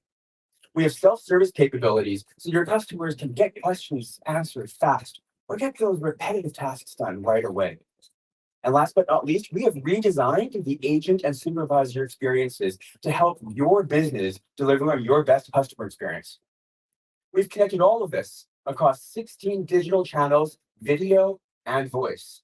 And all of this built on top of the same WebEx platform that Javed and G2 spoke about earlier today. Now, let me show you a bit of this new contact center. First off, let's talk about how to create those virtual agents. We've made it incredibly simple through drag and drop low-code experiences to create that next virtual agent. It will take you just minutes. No army of developers required. Next, let's talk about that agent desktop. We've reimagined what it means to be an agent. What do they do all day? What are the tools they need? How do they focus and better serve your customers? And that's what's driven us to build this new agent desktop experience. And we'd be remiss without talking about the new supervisor desktop. We spent a ton of time with customers and businesses to really understand how does that supervisor manage 10 plus agents in real-time discussions, and some going good and some going bad. We brought those learnings into my new extensible supervisor desktop, and we'll dig into each of those in a moment as well. But first, I want to jump into that first challenge that G2 mentioned. How do we make sure that your customer never has to wait? Did you know that the average person is going to spend 43 days on hold in their lifetime? First of all, it's time that we're never going to get back. But every time you wait, you just get a little more irritated, and that's going to make it harder for when you get through that human agent. With our contact center platform, we believe we can help you to eliminate those hold times with our all-new self-service options. This means that customers can get a lot more done for themselves on their own time. But why? Why are virtual agents interesting? Well, because virtual agents are going to take on those high volume repetitive tasks and leave your human agents free to deal with the novel, the complex, or those really, really high stakes problems. And the best part is virtual agents won't get tired and they're going to work 24/7. Let's take a look at what that looks like now, though. Here, I got a notification from my bank. They think I spent $475 in Chicago. I just said I'm in Anaheim, so clearly that's not me. I'm going to say no, that wasn't me. From there, the bank says, well, you probably want to lock your account to prevent that next fraudulent charge. That sounds great, but I'm traveling right now. What if I do need to make a legitimate charge before I get my next credit card? So I asked, how? How would I unlock that? We pivoted the conversation. My bank account comes back and explains. It says, well, yeah, you could unlock this. And it tells me how to go about doing that. And then they ask, so do you want to lock your account or not? Yes, absolutely. One less step for me to take. And just like that, I have now locked my account. That was the power of a virtual agent. There was no human agent required at all. And as a customer, the business helped me get ahead of a really bad situation. Next, let's talk about how Webex Contact Center will help ensure that your customers will never have to repeat themselves. 54% of customers surveyed said that they would be considering ending a call if they have to repeat themselves again or to that next agent. This happens to me all the time, right? I'm in a busy place, I'm on the phone, and the very first question they ask me is, what is your name? And I say, my name is John O'Luck. And invariably, the very next question is, I'm sorry, could you say that again? That frustration that builds, it's going to get magnified every time I have to repeat myself, or if I switch over to another agent and I have to start over. What if we could make sure that no matter where you are, you could be heard? No matter if you're at that busy airport or you're stranded on the side of a highway. With Webex Contact Center, you will always be heard clearly over the phone by your agent. And what if you could always hear your agent too? Even if they're in a crowded contact center building or working from home with kids and pets in the back. With Webex Audio Intelligence, we remove the background noise and focus on the voices that matter. So you can always hear the agent and the agent can always hear you. Now, many of you probably right now are thinking, at least a couple, that sounds familiar. I love that feature. I have that in Webex meetings and calling. And you know what? You would be absolutely right. Because as Gigi mentioned earlier, we want to make sure that our AI is pervasive across every aspect of the Webex platform. And folks, that's why I'm really excited to be announcing our AI assistant for Webex Contact Center. We have integrated industry-leading AI capabilities in all of the places that matter, so you can take your customer experience to that next level. Let's take a look now at some of those experiences. We'll start with conversation summaries. With our new AI assistant for Contact Center, we'll automatically generate a summary for every call, every chat, every interaction. How many of you, when you're in the middle of an interaction with a business, you're describing your problem, and all of a sudden you get disconnected? You're sitting there going, are you still there? Guess what? They're not. There's no one there. And you call back the business and you start again. This happens to me all the time. I just talked about how that's been the case. The business is hung up on me, and now I have to call back and I have to repeat myself. That's not great.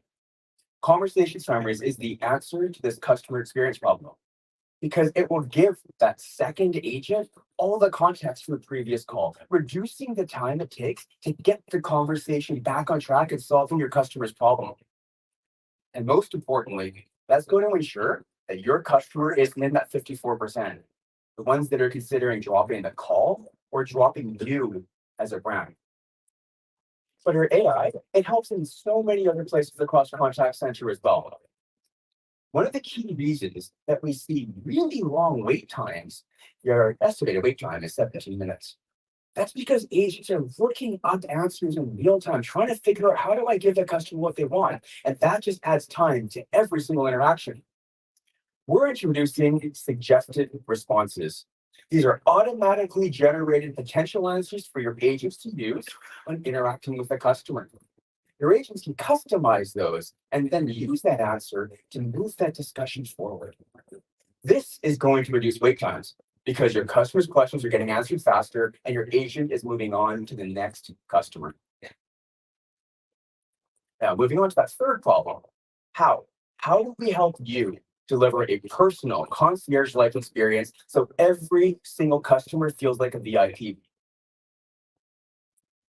Well, let's start with this fact. Customer is usually going to talk to 1.6 agents every time they call you. That's 2 strangers each time. 2 people that they don't know, that don't know them, and don't know what they want. The best agents deliver that empathetic feel. They get to know you before they help you solve that problem. But in reality, there's just not the time. And there are so many burned out agents out there who come across as a little short and a lot less than empathetic. All that contributes to just a not good feeling.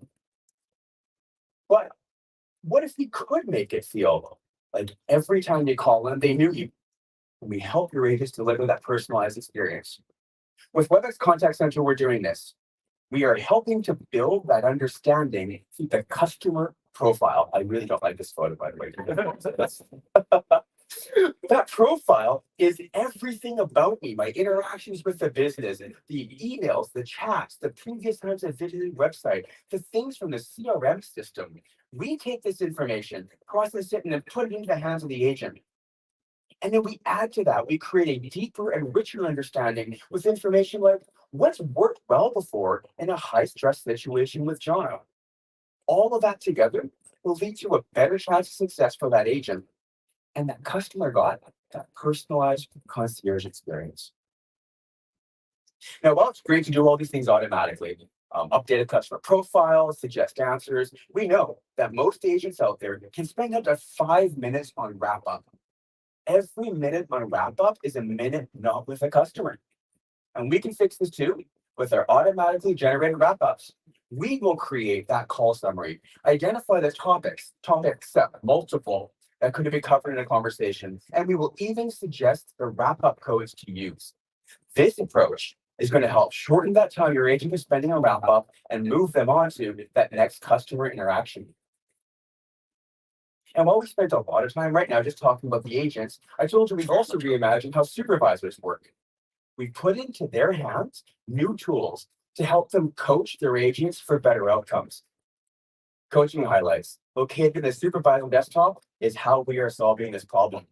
As you can see from this tile, we have highlighted the 3 best agent CSAT scores and the 2 worst calls right now in this shift. And from there, we can double click and we can understand the positive interactions that led to those high CSAT scores. The supervisor has an option. They can stop and listen to those parts of the call and learn from it. And they can take that learning and retrain other agents, lifting everybody's experience. Because we know there's a lot of agents out there that could really do a whole lot better. On the flip side, what we have here is a call that's negatively impacted your customer satisfaction. It'll even pinpoint where in this call things went bad. And the supervisor can take that learning and then give that as feedback and coaching to that agent. And all contact centers record all interactions, sure. But we know that supervisors cannot listen to 8 hours of recordings for all 10 of their agents every day. With coaching highlights, thanks to the AI in our platform, we've made it super easy for supervisors to create short reels from the full recording, and then we point them and help them learn what went well, what worked, what didn't. Then they take those learnings from their best agents and retrain everyone else to lift the empathy and deliver that personalized experience. All right, well, I told you a lot about what we've done, but at this point, I'm actually really excited to bring Rob Bentz on stage with me. Rob is the Director of Digital Technologies with United Airlines, and we're going to have a little chat and tell you how Webex has helped United. Rob, please join me on stage.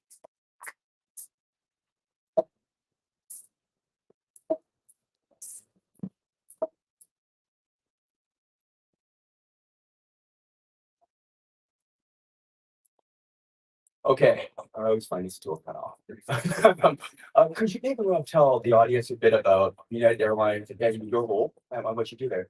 Thanks for having me. I'm glad to be here. So United Airlines, one of my primary jobs is to empower our frontline employees at the airport for day of travel to deliver a great customer experience. So the tools that they use to serve our customers and provide support. I'm excited to talk about one of the cool things that we've done over the last week. Absolutely. And actually, while these numbers look good, you this morning, I think, told me that some of those have even gone up. Yeah, as you can see, there's a 70,000 employee number there. We recently reached over 100,000 employees just last week. So it's a huge goal for us as we continue our growth and a desire to continue to be the world's largest forwarder. And that's therefore even more important to have the right tools for every job. Well, could you maybe tell us about some of the problems that you were trying to solve in the customer experience space and how Webex factored into that? Yes, we all remember that thing called COVID. That was a couple years ago. It's up, but you remember during that scenario, the airlines basically weren't flying. We went from booming, flying 600,000 plus passengers a day to virtually shut down in a matter of days. Well, during that time, we had this re-event. What are we going to do? We're going to come out. Our CEO was like, we're going to grow. We're going to go fast. We're going to reboot.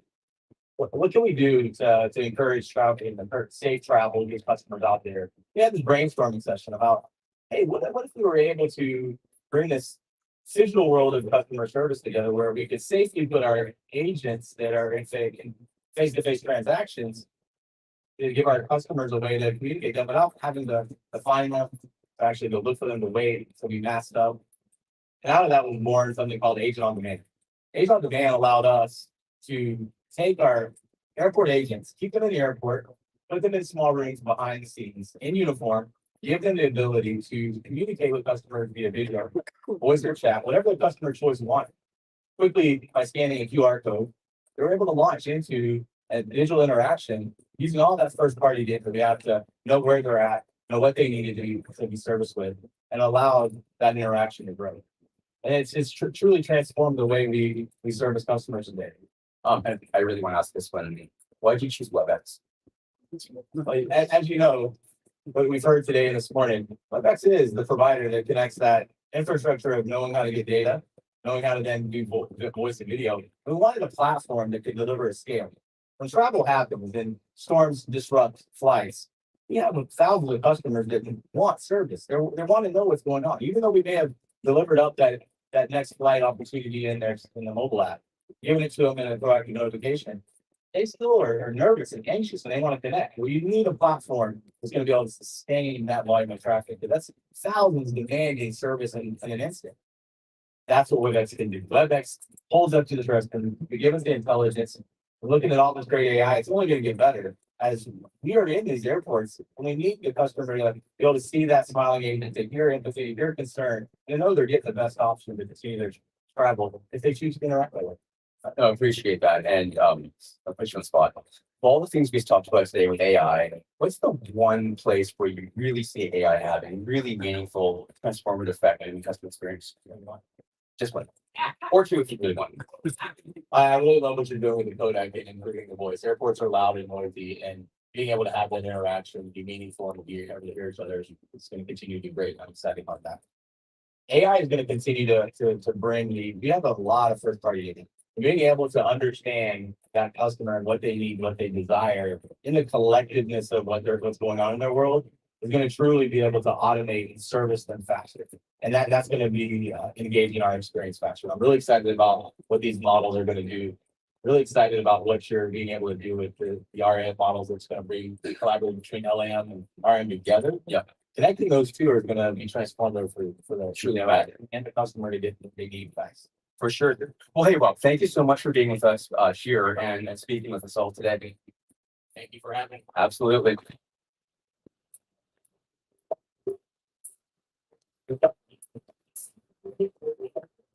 All right. So one of the things I think a lot of us realize as you're on hold with that agent is they might not actually have the answer you need. Your supervisor may not either. And why is that?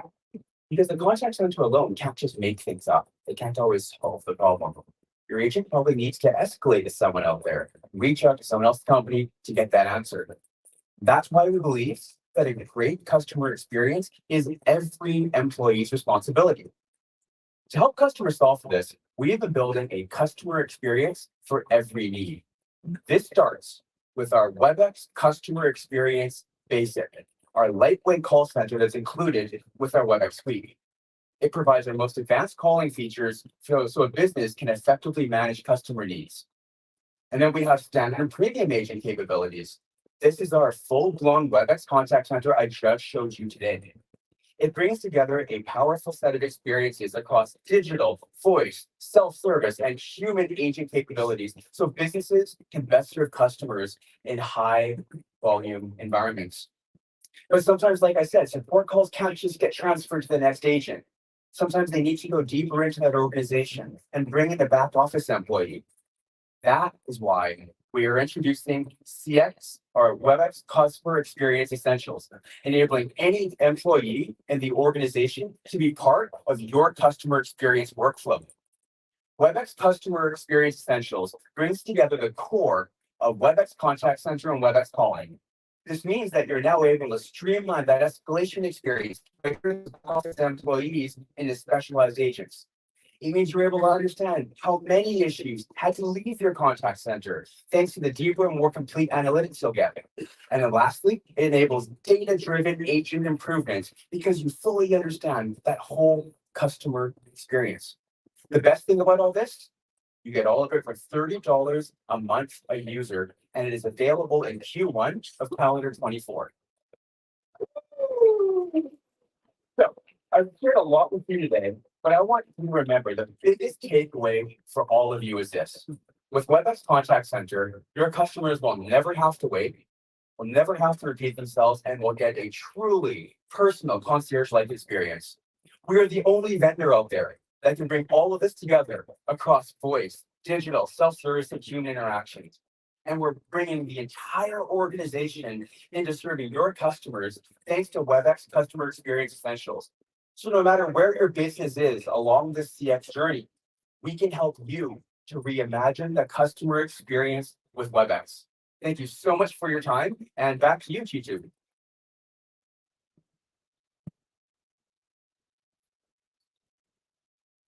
Thank you, buddy. All right, so that was basically all the innovation that we were talking about. What do you think? Okay, now, we have talked a lot about AI. And as we talk about AI, we want to make sure that we can get different perspectives that can inform us. And so my next guest is someone who I'm really excited to announce to you. He is an astrophysicist. He's an author. He's a science communicator. He's had dozens of honorary doctorates. He's written 15 books. He's got a New York Times bestseller. He's been a host and countless TV shows. I've actually had the pleasure of hearing him at one of my previous jobs when we had an event like this. He's been on radio shows, podcasts. His biography is so extensive that it's hard to go out and introduce him.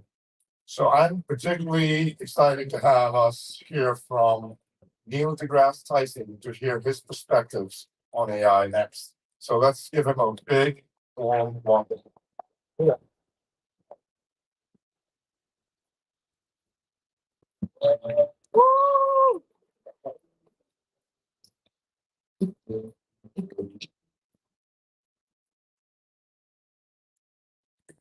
Hello.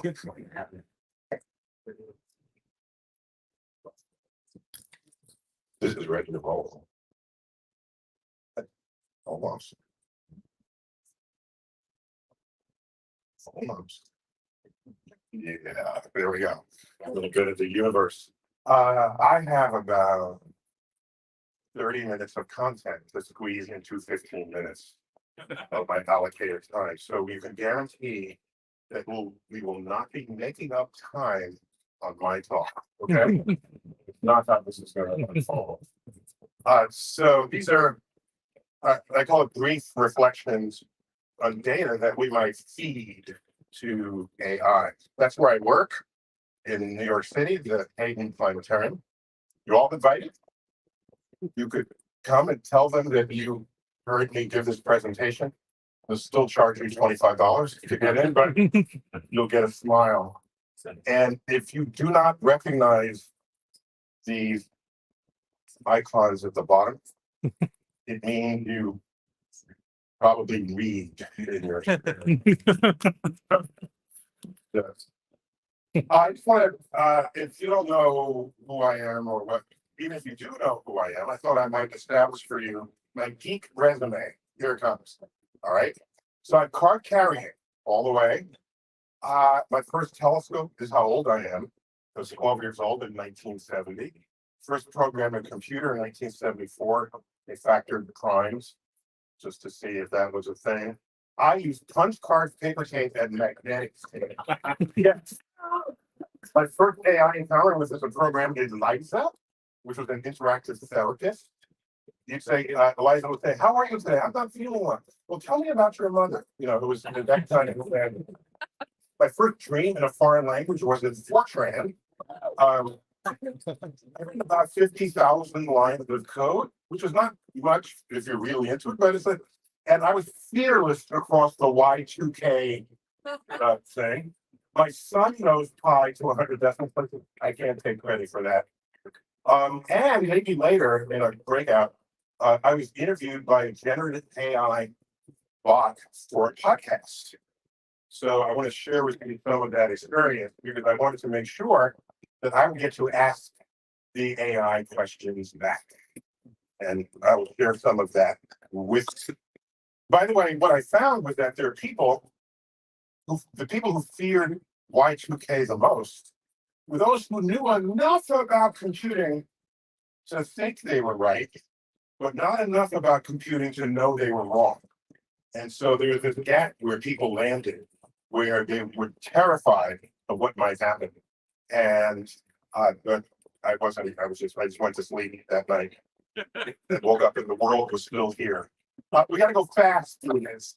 I just want to alert you that there are certain questions that actually have no answers, or rather, they have answers. We just have to agree that that's the answer. Okay? For example, very simple. How tall are you? We all have an answer to that question. All of us.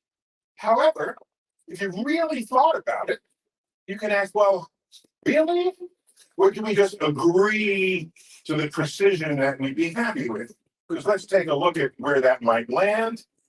How tall are you? Are you in between one of these lines? Usually just ignore that. But even if you're on the line, where are you on the line? If you make it skinnier, that skinny thing still has a thickness.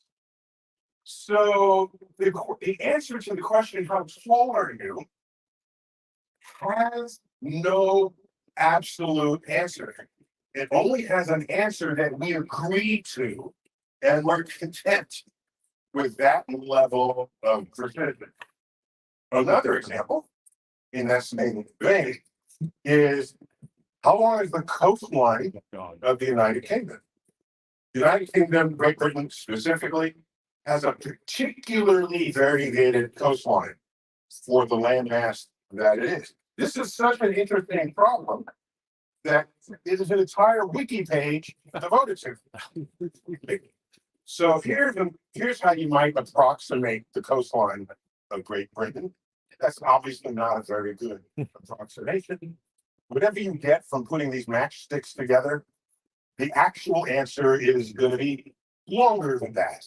That's obvious. It's missing some nuance. So what do you want to do? Make the matchsticks shorter. Let's go ahead and do that. And when you do that, you get a better estimate. Now a longer coastline than before. Well, really, you don't want to get stuck with matchsticks. Why not a string? A string would be even better. That would be an even longer coastline. But wait a minute, is a string really doing that? Let's go to the coastline. There you go. Wait, so where is the string? Is the string really? Is it? Is it? Are you? And are these rocks part of your coastline? Do you include them? Do you not? It doesn't end there. When the tide is out, different coastline. All right. So do you get the middle tide? Is it high tide? Half moon, full moon, new moon? The point is, it has no answer. There's just the answer that you agree to use and share with others. So it's an caution that some information out there is what we agree to be the right answer, not what is the right answer, because some questions have no right answers. They just have answers. Now, in my field, am I going too fast? Am I okay? I'm going a little fast. I like being more luxurious in my life, but I'm trying to be respectful of this We've all been sitting here for a long time, yeah. And like they probably hungry, you need another cup of coffee. So I feel you. I'm going to show you where I'm coming from. In my field, astrophysics, we have lots of data. Let's just look at the Gaia Space Observatory. It's like a project of the European Space Agency, and it's still going strong. It's getting the three-dimensional coordinates of billions of stars in the Milky Way. Milky Way, of course, is our galaxy. And this is what it looks like in space.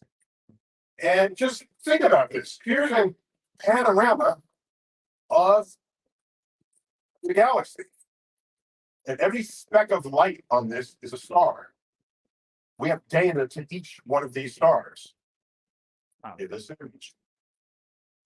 What are you going to do with it? No human can, in their lifetime, can process this, find out what's interesting. So it all gets loaded up into all manner and variations of AI to help us interpret and understand what we're doing. But how about even more of it? Even more data. Here's a telescope called the Large Synoptic Survey Telescope. And in my field, we hate big names for things. So we just renamed it the Vera Rubin Telescope after one of our people who's recently deceased, but one of the pioneers in the discovery of dark matter. Just so I can boast on my people for a minute. There's a big red spot on Jupiter. We call it Jupiter's red spot. Okay. The reasons of space, you fall in, you can't come out, light doesn't come out, but black hole. Those are the official terms. The beginning of space, time, matter, energy, Big Bang. So my field is complex enough. We don't lay down a smoke screen of lexicon between you and what you're trying to learn about that subject.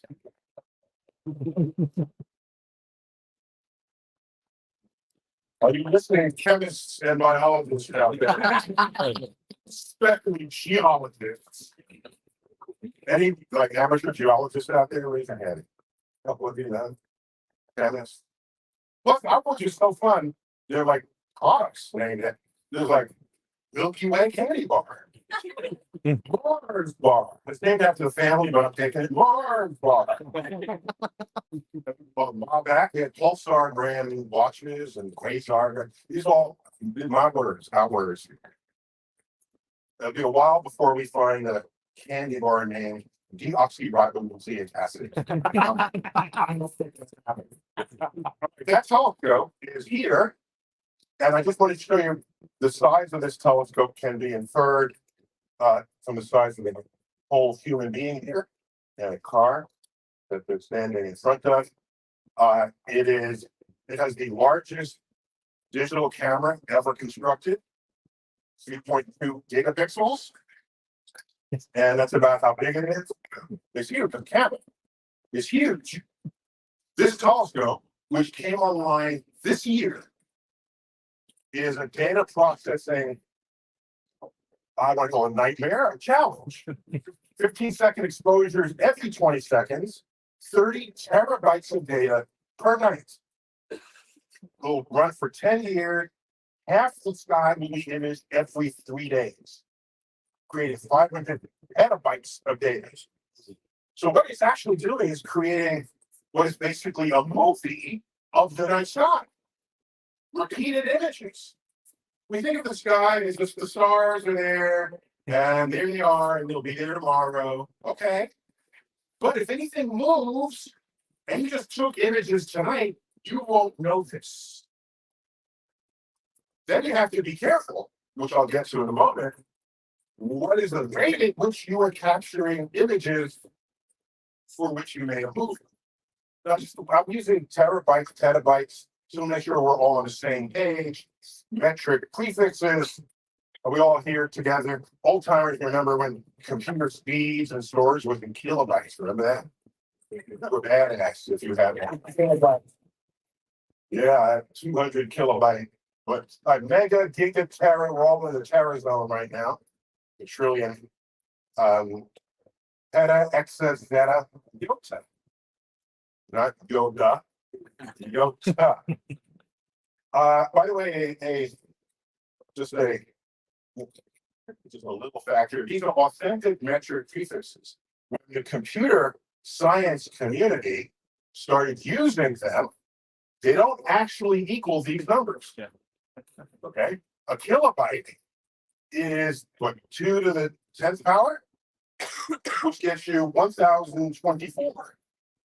Okay, that's called a kilobyte. It's not 1,000 bytes.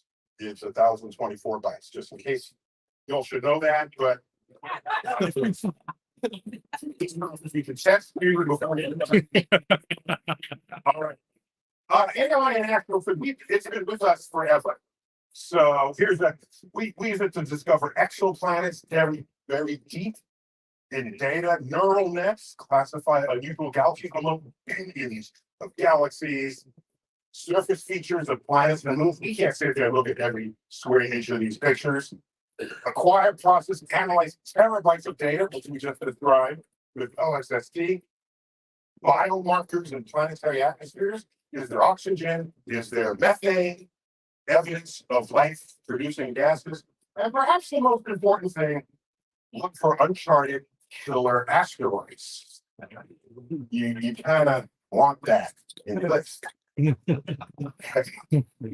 the way, the LSST, the Very Rubin telescope, is exquisitely tuned to do that. Because it's looking at pictures multiple times a night, every night, for anything that goes bump in the night.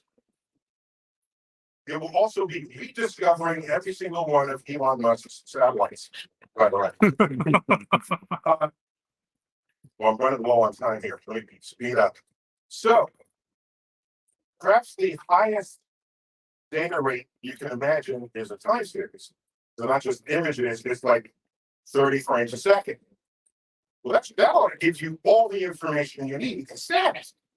Depending on how you do it, it can make things that move look like they're moving backwards or not at all.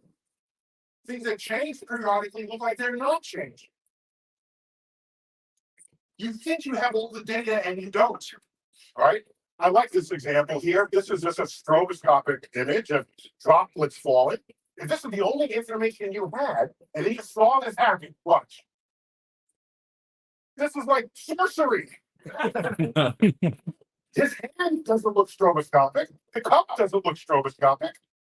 How did that happen? If you did not know that your frame rate matched the water rate, you would be forced to conclude some new law of physics.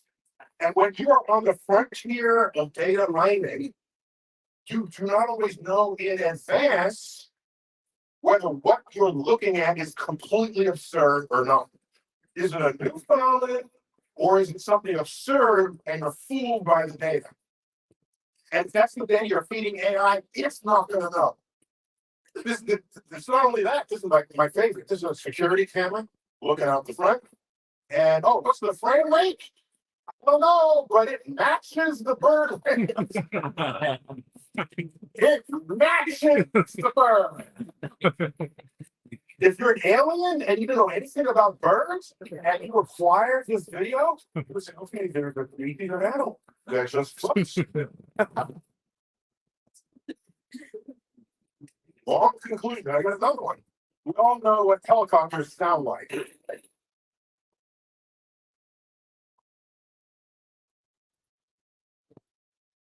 All right.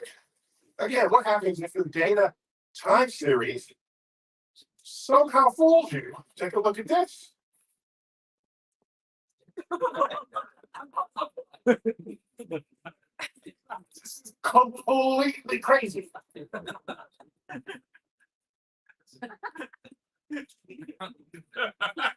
think you are interpreting objective reality. And of course, you're not.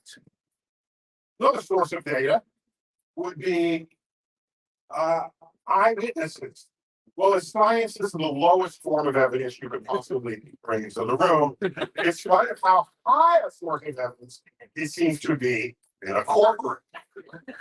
These little genres that we do, I don't think this. And it's fine things was looking at it like, well, this. You really want the information of objective reality interpreted through the brain, eye, sensory system of a human being? Science did not achieve maturity until we could remove the human sensory system from the equation. Get Chuck, thank you for that applause. Stand up and take a laugh.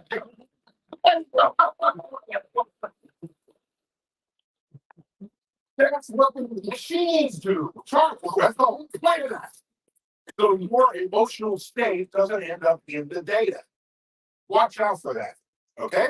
And I have an example of this. 5 years ago, there's a total solar eclipse every couple of years, by the way. You would not know that if you only looked at newspaper headlines. They want to be rare. Rare solar eclipse coming. Rare, and these happen more often than presidential elections. But they'll say, presidential election coming up. Olympics coming up. They want the universe, they want you to feel special in the eyes of the universe. So 5 years ago, President eclipse, August 21st, went right across America. No other country saw this eclipse. So it's America's eclipse.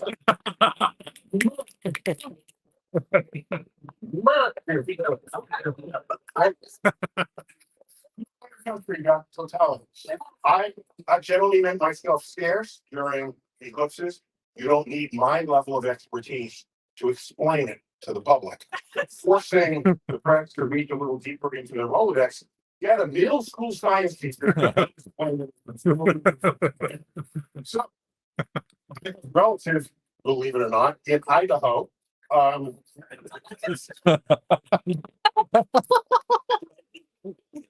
So I went into the mountains of Idaho to watch that eclipse. And this was my view out the side of the mountain. And the week after the night before, and this text came in. Hi, Abby Grossman from ABC World News Tonight. I hope we have 5 minutes today to give us your thoughts on the eclipse. Send a crew to wherever you are. So I want to send in that picture and say, if you can find me here, I'll give you that interview, right? I don't know if photos were geolocated then, but even if it were, if they sent a helicopter, I'd be giving that interview. But that's not why it's the point of this is we were based in Boise. Anyone here from Idaho? Oh, a couple of Idahoans there. But in Boise. And before we went up, I went to my group, we went to a local ice cream shop called Delsey's Ice Cream. And apparently, I guess there was no other news that day. I'm guessing.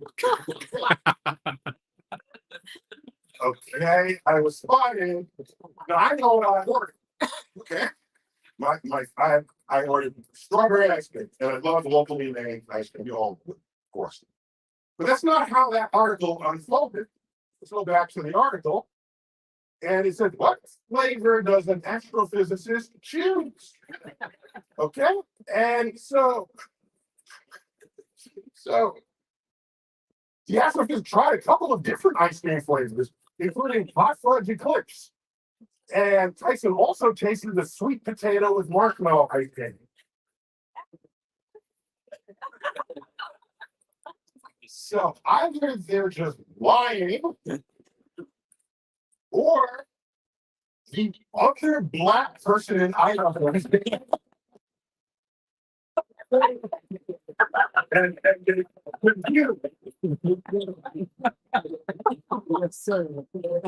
I'm just saying, Dana.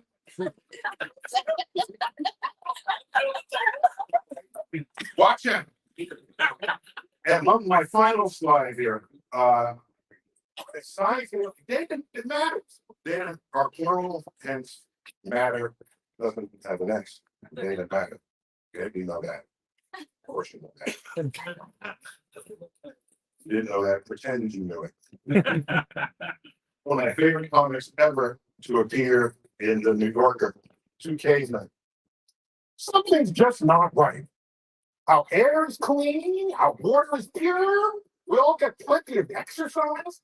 Everything we eat is organic and free range, yet nobody lives past 30. Science matters. Goodness, good way. Thank you all for that.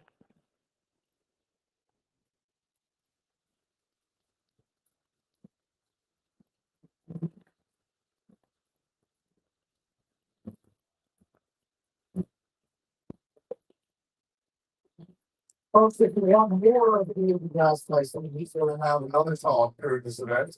Just make sure you're there. I know you've been sitting here very patiently for a long time. Thank you immensely for your attention. Thank you immensely for your time. We don't take it for granted.